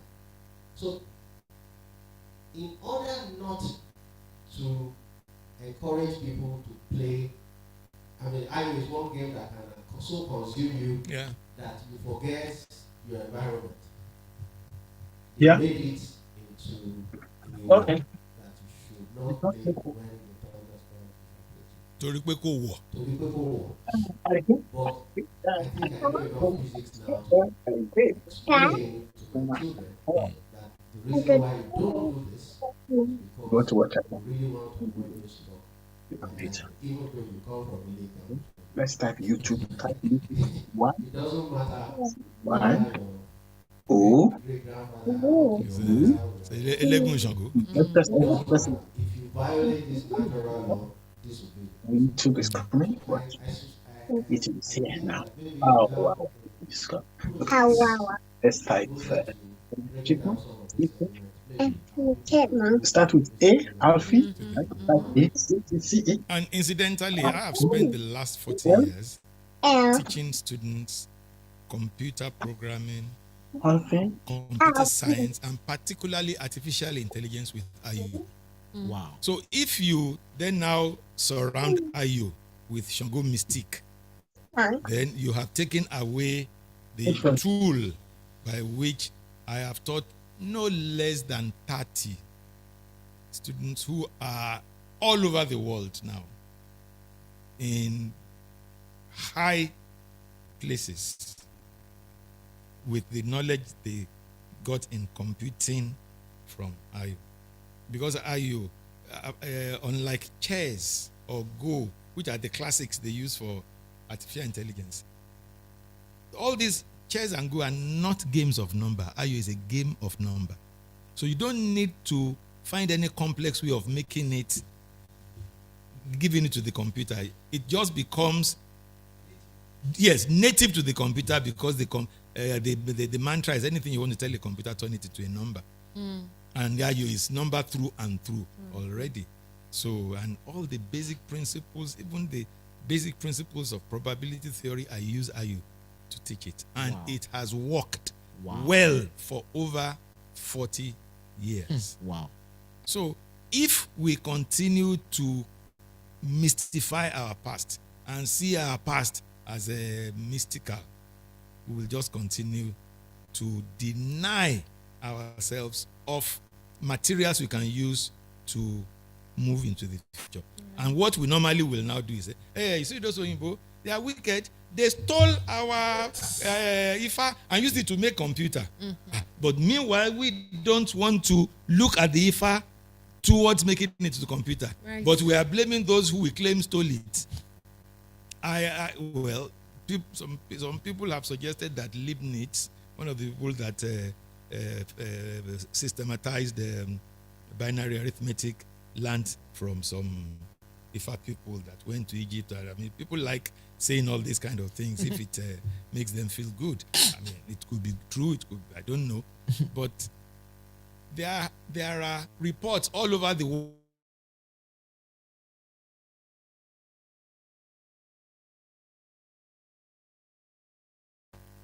There is no time, there's nothing like an idea whose time has come. If the idea of something, if the time of something has come, if it comes into your vicinity and you treat it with levity, To move it will elsewhere. go to move elsewhere Yes. and it will get done. and you will regret it. Yes. So if, the computer definitely is based on the same principle on which Ifa is based. I mean, that I can tell you with all the mathematics knowledge at my disposal and my computing knowledge. That they stole it from us, that's not my concern. Whether they stole it or didn't steal it, that is not, for me, that's not the issue. The issue is there is more where that came. Are we engaging it? Right. To save the world from some of the ignorance that the global scientific community is still dealing with, problems that we still don't have answers to, that some of which our forebears might have had answers to, but these 300 years of slavery has denied us of such knowledge. As Uncle was speaking just now, I just remembered I was reading a You're book. lucky you have uncle, you have daddy. Thank God. I have brother. Okay, so as he was speaking, I just remembered a book I read a few months ago that someone was talking about how our ancestors in Yoruba land or even in different tribes, what we call Ewo, you know, that it's not that it is forbidden. It's actually to protect something, like he spoke about the Ayolokmo during the thunderstorm. So this person was talking about this Igbo that they don't enter. What's the called? Igbo evil forest and all of that. That they will say Igbo Risha, that you don't farm. I mean, you don't farm there, you don't hunt there, you don't do this, you don't do that. And this person was, so I'm just saying it, maybe you could disprove or just agree with it. This person was saying that it probably would have that mystic or mysterious aspect to it, that, but more than that, they were actually practicing environmental conservation. Oh, definitely. For example, I read you the nursery rhyme, Yes. indiscriminate. Yes. Amongst the guild of hunters in Yoruba, if you go into the Ijala, which is the body of the knowledge of hunting, you will find that 3 categories, 3 states. There are 3 states in which you are forbidden to kill an animal. You are not allowed to kill a mating animal. If the animal is mating, you can't. You are not allowed to kill a pregnant animal, and you're not allowed to kill an animal with young ones following it. You know, when a hunter goes into the forest to hunt, sometimes they hide on a tree for hours. They call it igun. Climbed. That is where Ebenezer Obey's song. Ọdẹ tó ń ṣọ́ Elédùmarè, orí igun lómi àkúsí. So the hunter that wants to hunt Olódùmarè, he will stay there on the igun and die there because he will not find. So the igun is where you climb and stay and watch, have a panoramic view. So if a hunter has been on igun for about 2-3 hours and he sees some movement in the bush and he sees a pair of horns coming out and he shoots and then goes there, finds out, wow, tole ni, it's a pregnant animal. He has to go home and atone for killing a pregnant animal in error. Okay, now, that because ko kéèyàn máa pa ẹran tole is fetus.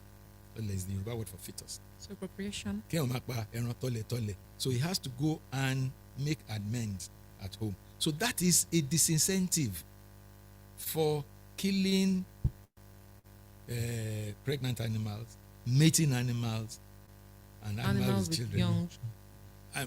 But see how long it took Western civilization to realize environmental conservation. When I was a child, environmental conservation was not a regular phrase. I know the time when environmental conservation became an issue. I know the time when we started talking of Climate. just participatory and sustainable society, climate change, and all this. Those people have been observing.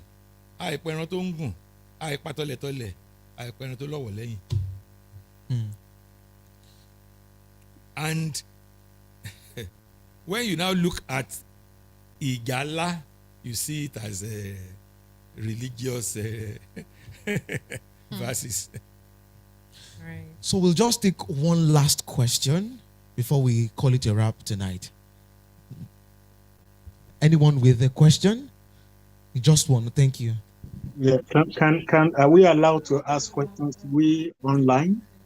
So one of the reasons why I began to follow Baba or Dr. Adegbola is because I see a me in him. So over the years, I would be interested in history. I'm interested in French. I'm interested in Latin. I'm interested in language, culture, identity. But I don't know, I think it's going to become a challenge for me because then I want to also dwell in the academia and still want to be all the things that I want to be. Unfortunately or fortunately, the academia boxes you to a particular department or field of study. How have you been able to navigate that over the years? And how would you even encourage or advise me to navigate, this Multiple passions. yeah. And then in this state too, I do not like to be overwhelmed. So if I'm focusing on this thing or this area for 4 or 5 years, I'll give it my to the next, area or field of study. But the academia does not allow you to, so it's a mental, physical, and academic challenge that I am going to face.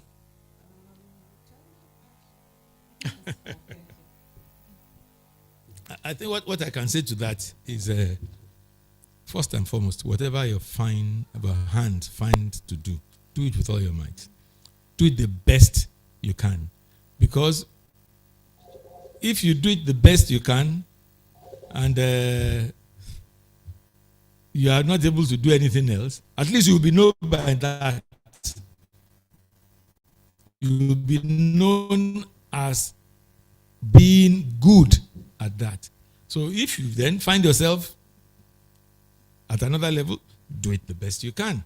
So whatever you do, whatever your hands find to do it the best you can. And you'll then have a trail of successes. And when people box you in, well, think outside the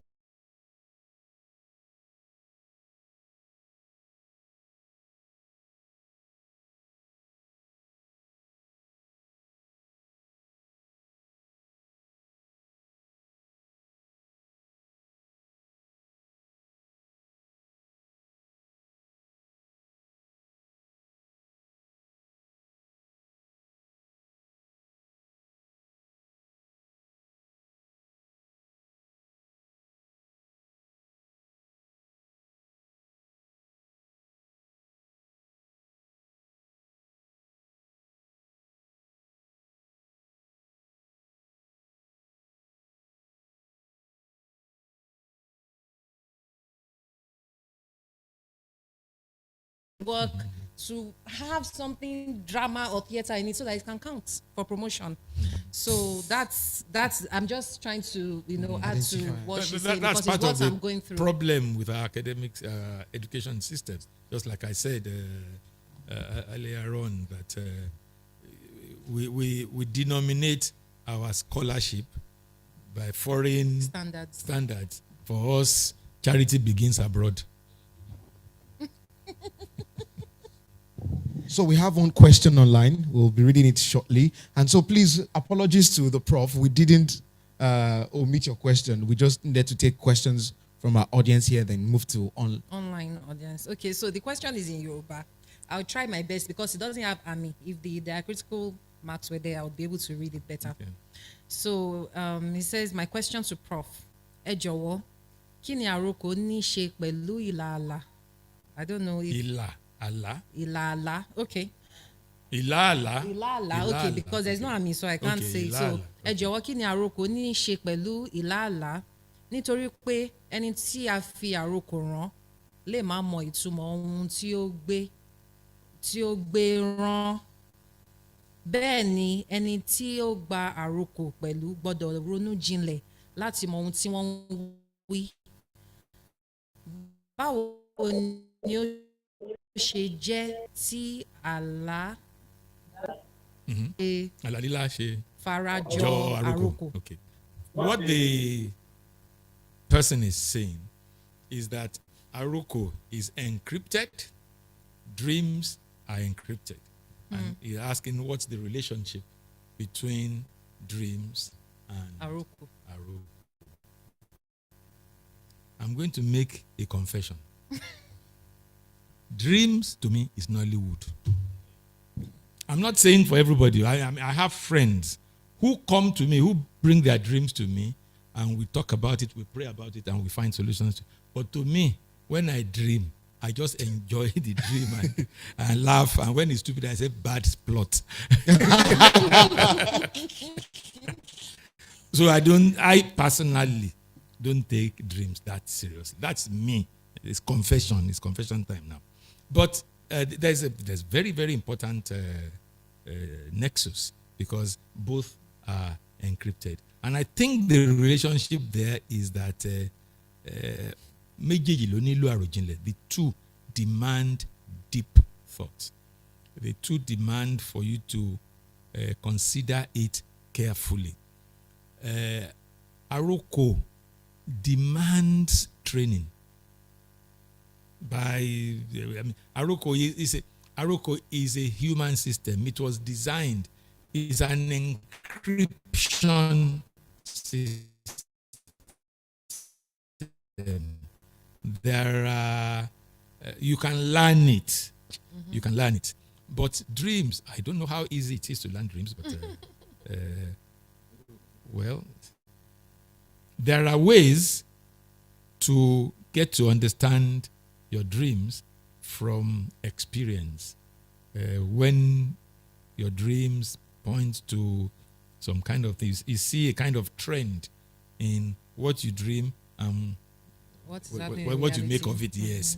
And once you see that dream, you can begin to say, okay, this is the direction. And when you have a trusted friends, trusted colleagues who you can share with, who are not just out to impress you that I am spiritual and this that you can both contemplate together and consider and engage together. I believe this is a way you can deal with dreams. And if I won't start talking like I talk on Sunday mornings, then the real solution to dream is to consult God. So I think just to cap it up now, one last question. I also have one last question. Yeah, one last question. So that would I also have one last question. So for me now, the question is 70 years this far. What's next for Dr. Tunde Adegbola?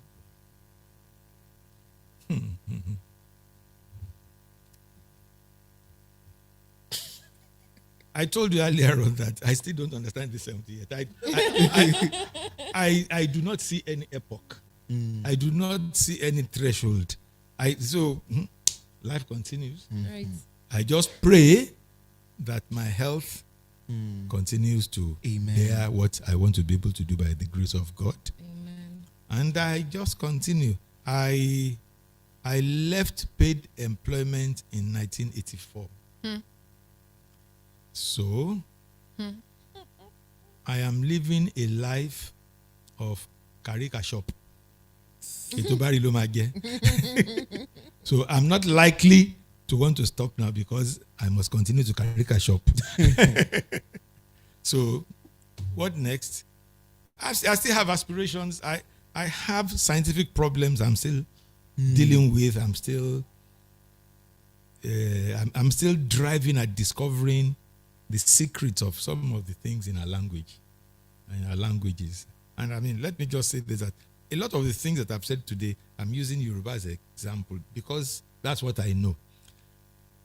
By definition, anything that any people, by people I mean community, linguistic group, ethnic group, do, and that their generations have not perished, must be right.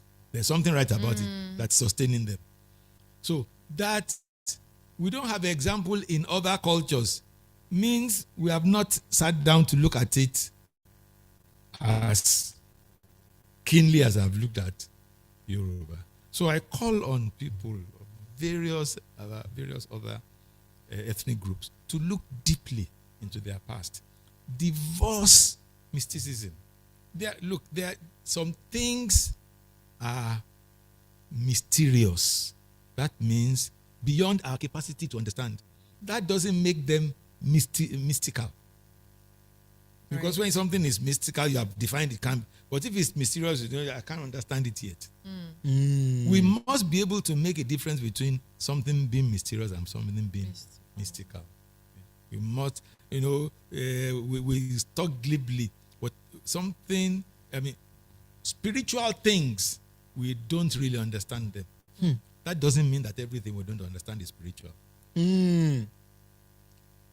Some of the things we don't understand, we only don't understand yet. And when we understand, we know not take it away from spiritual and put it to natural. So we should engage with an open mind and seek with rigor to be able to get solutions. Seek with rigor to get solutions. Thank you so much, sir. Okay, so my final question, it's not a question actually, because, having read through your achievements and then seen at least a bit of what your practice, and then of course there's still a lot more to read and find out about your work.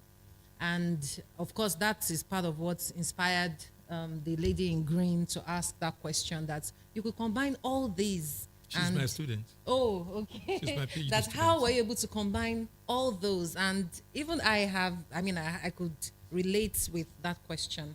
So I guess what I really am asking for is, with all these multiple passions that a lot of young people have, even multiple aspirations, enthusiasms, you have gone through it, you've been able to make a whole lot of it, and we can say, oh, he's a polymath. What were the challenges that you faced? Because if we just look at it with the way you've spoken and what we've read and the videos we've seen on YouTube, it's just so sweet and looks so easy, and I can move from one thing to the other. Divorce one.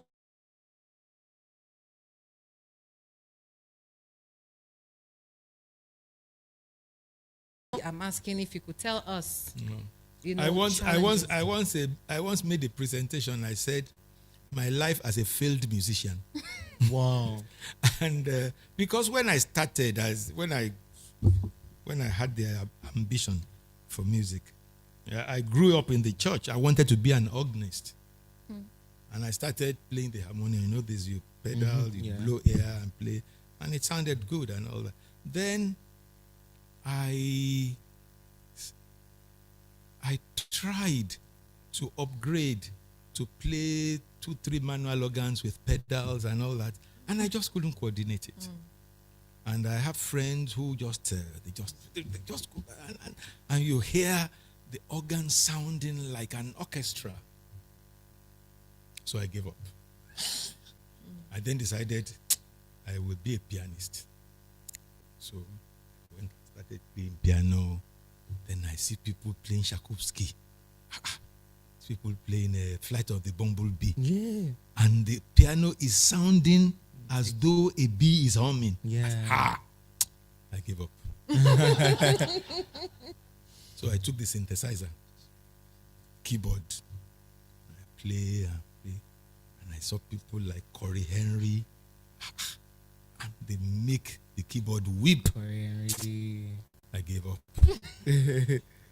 So I went and started with a finger-style jazz guitar, and I enjoyed it. And because I have a background in organ, keyboards, I learned to play the guitar. I learned to play hymns on the guitar, play hymns, all the chords, all the notes, like you are hearing it on a piano. But apart from the fact that the timbre of the guitar is different from the piano, you might think I was playing a piano. Then I met Tommy Emmanuel, Chet Atkins. I gave up. So that's why if people see me today and don't know that I'm a musician, it's because I have failed at these levels. But all these failures, which I now go to the next one, well, at least I made records. When I was an undergraduate, there were only 3 or 4 recording studios in Nigeria. And people who come from the east, from the north, to come and record in Lagos. And they tell them, when you get to Lagos, go to Unilag, go and get today, we'll play keyboard for you. I mean, I was that on demand. So, now, one area I failed and failed gallantly is in business.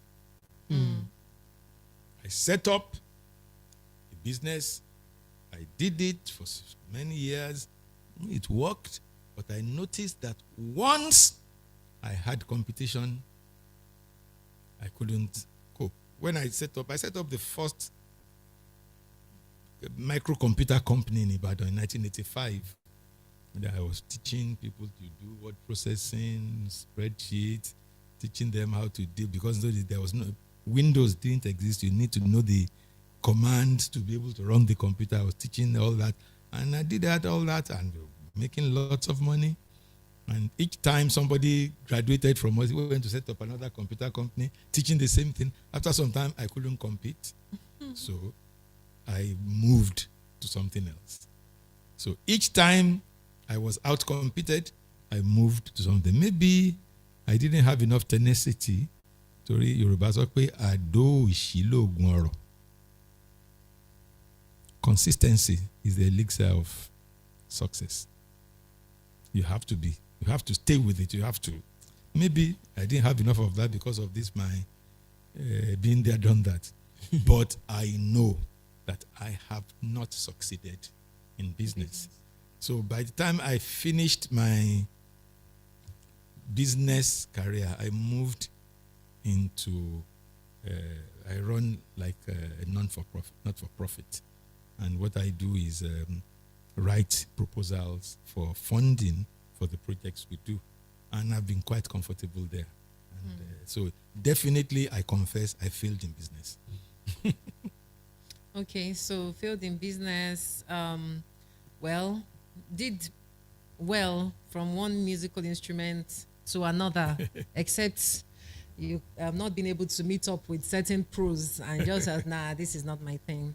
But definitely in all the areas that we've seen you thrive, you've been consistent, and you've always had that passion to know more.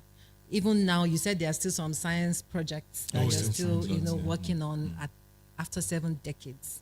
That some people just want to rest and go and chill and go on vacations, but you are still applying, your mind, the cerebral, everything, to transforming your world within, your sphere of influence. And so that tells me something, that consistency, like you said, is the elixir for or of? Both, whichever way. Both for and of success. And it's really, it's like he said when he was introducing the whole program, or whenever he was doing his MC thing, that we would leave more inspired and even better. Even though I'm sitting down here, I think I've gained so much, to keep pushing, because sometimes you look at very elderly people who have achieved so much like you have, and you are wondering that, God, when? How? How would I be able to do this? But hearing this and knowing that, I mean, even sharing that story about finishing, electrical engineering and realizing that you couldn't fix a radio, and then you went to learn, that's humility, which a lot of people don't have. Thinking that, okay, I graduated from this, I don't know, but to go and learn it from the artisans or from the Onisha Owo becomes a big deal for some people. But this is saying that when you have a passion about something, you go all the way, not minding whatever egbin might come from you, because you said you later earned their respect at the Radionic workshop. So thank you so much, sir, for this very, very enlightening moment. And thank you, everyone, for the contributions. Thank you very much. I wish I could say at least sing for us now. And we have another grandpa here that you said you've been doing music since a way. Give us a tune, Joe, Shanoa. The keyboard. Give us something. F1 There's keyboard. There's keyboard. Oh yeah. Please give us something. Let's have that moment. Yes, sir. Keyboard.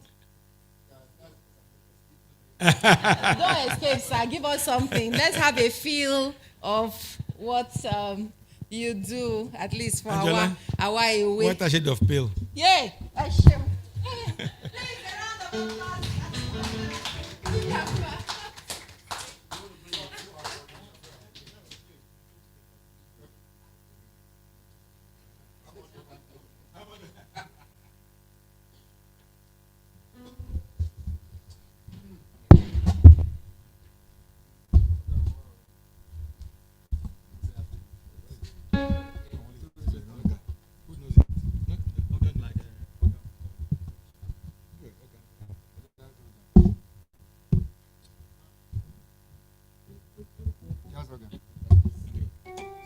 So that it's not a failed musician. Not a failed musician. Play with accompaniment.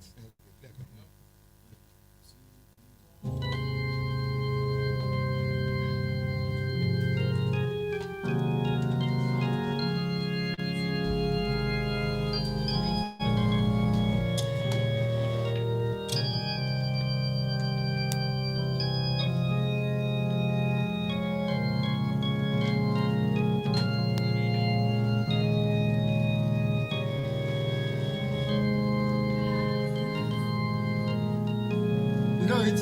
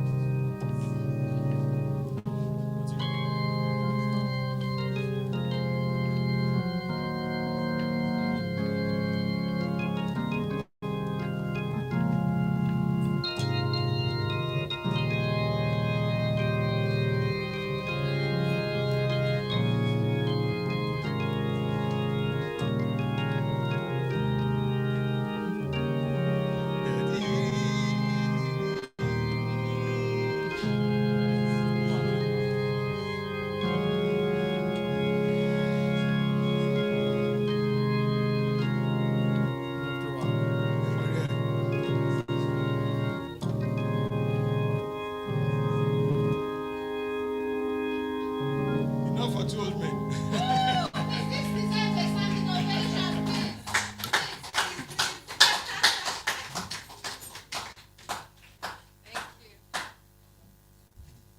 All right, please, once again, a round of applause for Dr. Tunde Adegbola. And please, another special round of applause for our lead moderator. Yes. Miss Olani Keonimi, say thank you very much for doing this with us. Please, let's celebrate Dr. Tunde. Let's celebrate Dr. Tunde. We thank you for coming. And yes, so right about now, not to waste any more time, we're just moving on to the closing remarks. And please, once again, let's celebrate the festival director, Ibadan Book and Arts Festival, Servio Dadamosi. Please, a round of applause. Good evening, sirs. Good evening, Mars. Thank you so much for coming out here today, for coming to spend quality time with us. As we celebrate Dr. Tunde Adegbola. Yes, at the point I was unsure about how many people we would have here today. Yes, we did a lot of publicity.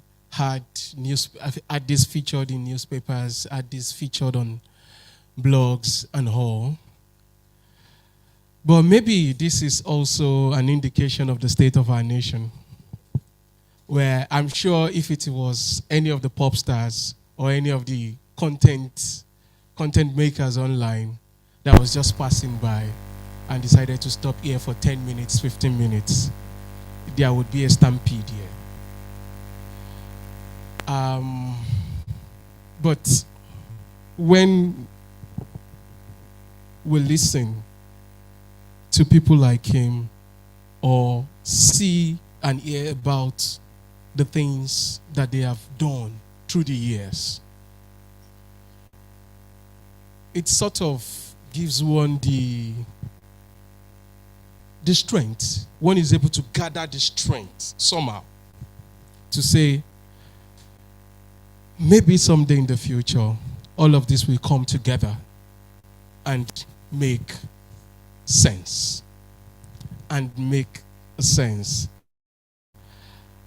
So we'll keep doing this. We will. I don't think that, like Professor Niyo Shudari said last Saturday at the event we had for him, he says that he said that we have to, against all odds, keep hope alive. So that said, I am thankful to everybody who has come here today to come and grace this occasion, to listen, to ask questions, and to learn from the experiences and the journey of Dr. Tunde Adegbola. We're thankful to the New Streams Conference and Cultural Center, who gladly have been hosting a month-long exhibition in his honor. There is, of course, the exhibition still continues for the rest of the month in the other hall at the entrance of these premises. So it is open every day, and you can come in and you can see some of those. You know, it's different when you walk through an exhibition and then you get to see some of the items. It's the story told and experienced differently. You're able to see landmarks and, you know, crucial moments in his journey of becoming. So I'm calling everybody here who has not had a chance to experience the exhibition to please try and make time so that you come and experience it. It closes on the last day of the month, so we still have more than a week. It is still open for more than a week. And also, at the exhibition hall, there is a book about his life that is also available. It's on display and it is available for sale at the exhibition venue. So please, yes, we hope to see you here, and please also help us spread the news about the exhibition. Now, I'm thankful to everybody who, in one way or the other, have helped us in putting this together. What do? Okay, we are Knowledge Publishing. We are an independent book publishing company. Through the years, we have been lucky to work with some of the fastest, best writers in Nigeria practicing today, and we have the awards and the recognitions for it. I think that it's virtually every award that there is for quality writing in Nigeria, our writers have won from the lowest to the biggest of them, and we have done it twice. But it is gatherings like this that help us to not just understand what is happening in the society, but to also discover these gems of writings and writers that we work with through the years. And we hope that we will be able to keep this alive and keep doing it. Okay, so finally, so that I don't take time much further, we're putting together the first Ibadan Book and Arts Festival. We have scheduled it. It's a roughly small thing, and so we're talking at every opportunity that we get. We're talking about it. It's been a dream. It's been in the works. We stop it. You know, life happens to us, and then we come back to it on and off. But this time around, we have put a definite date to it. That's October 24 and 25 at the International Conference Center, University of Ibadan. Now, we are still curating it. We are still putting it together.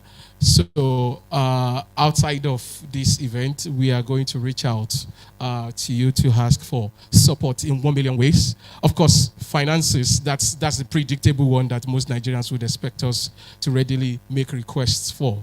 But we know that if working in this sector for well over a decade has taught us anything, it is the fact that there is a lot of wealth, maybe not in finance, but of course, there is hardly anybody in this sector or in this country or even on the international scene that we want to see, that we can't find somebody who can be a good link, who can do a good introduction for us and then make it happen. So in one way or the other, we would be coming and reaching out in the coming weeks for support, for contact, for helping curating different sessions and panels of the festival. And so,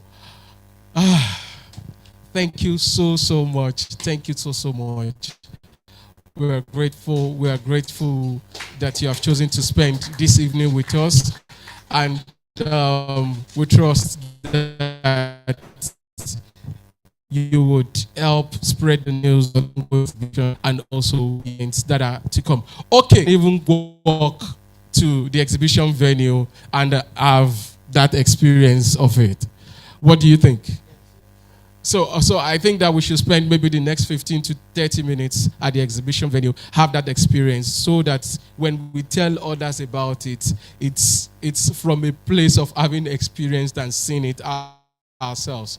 Thank you so much, everyone. We are super grateful.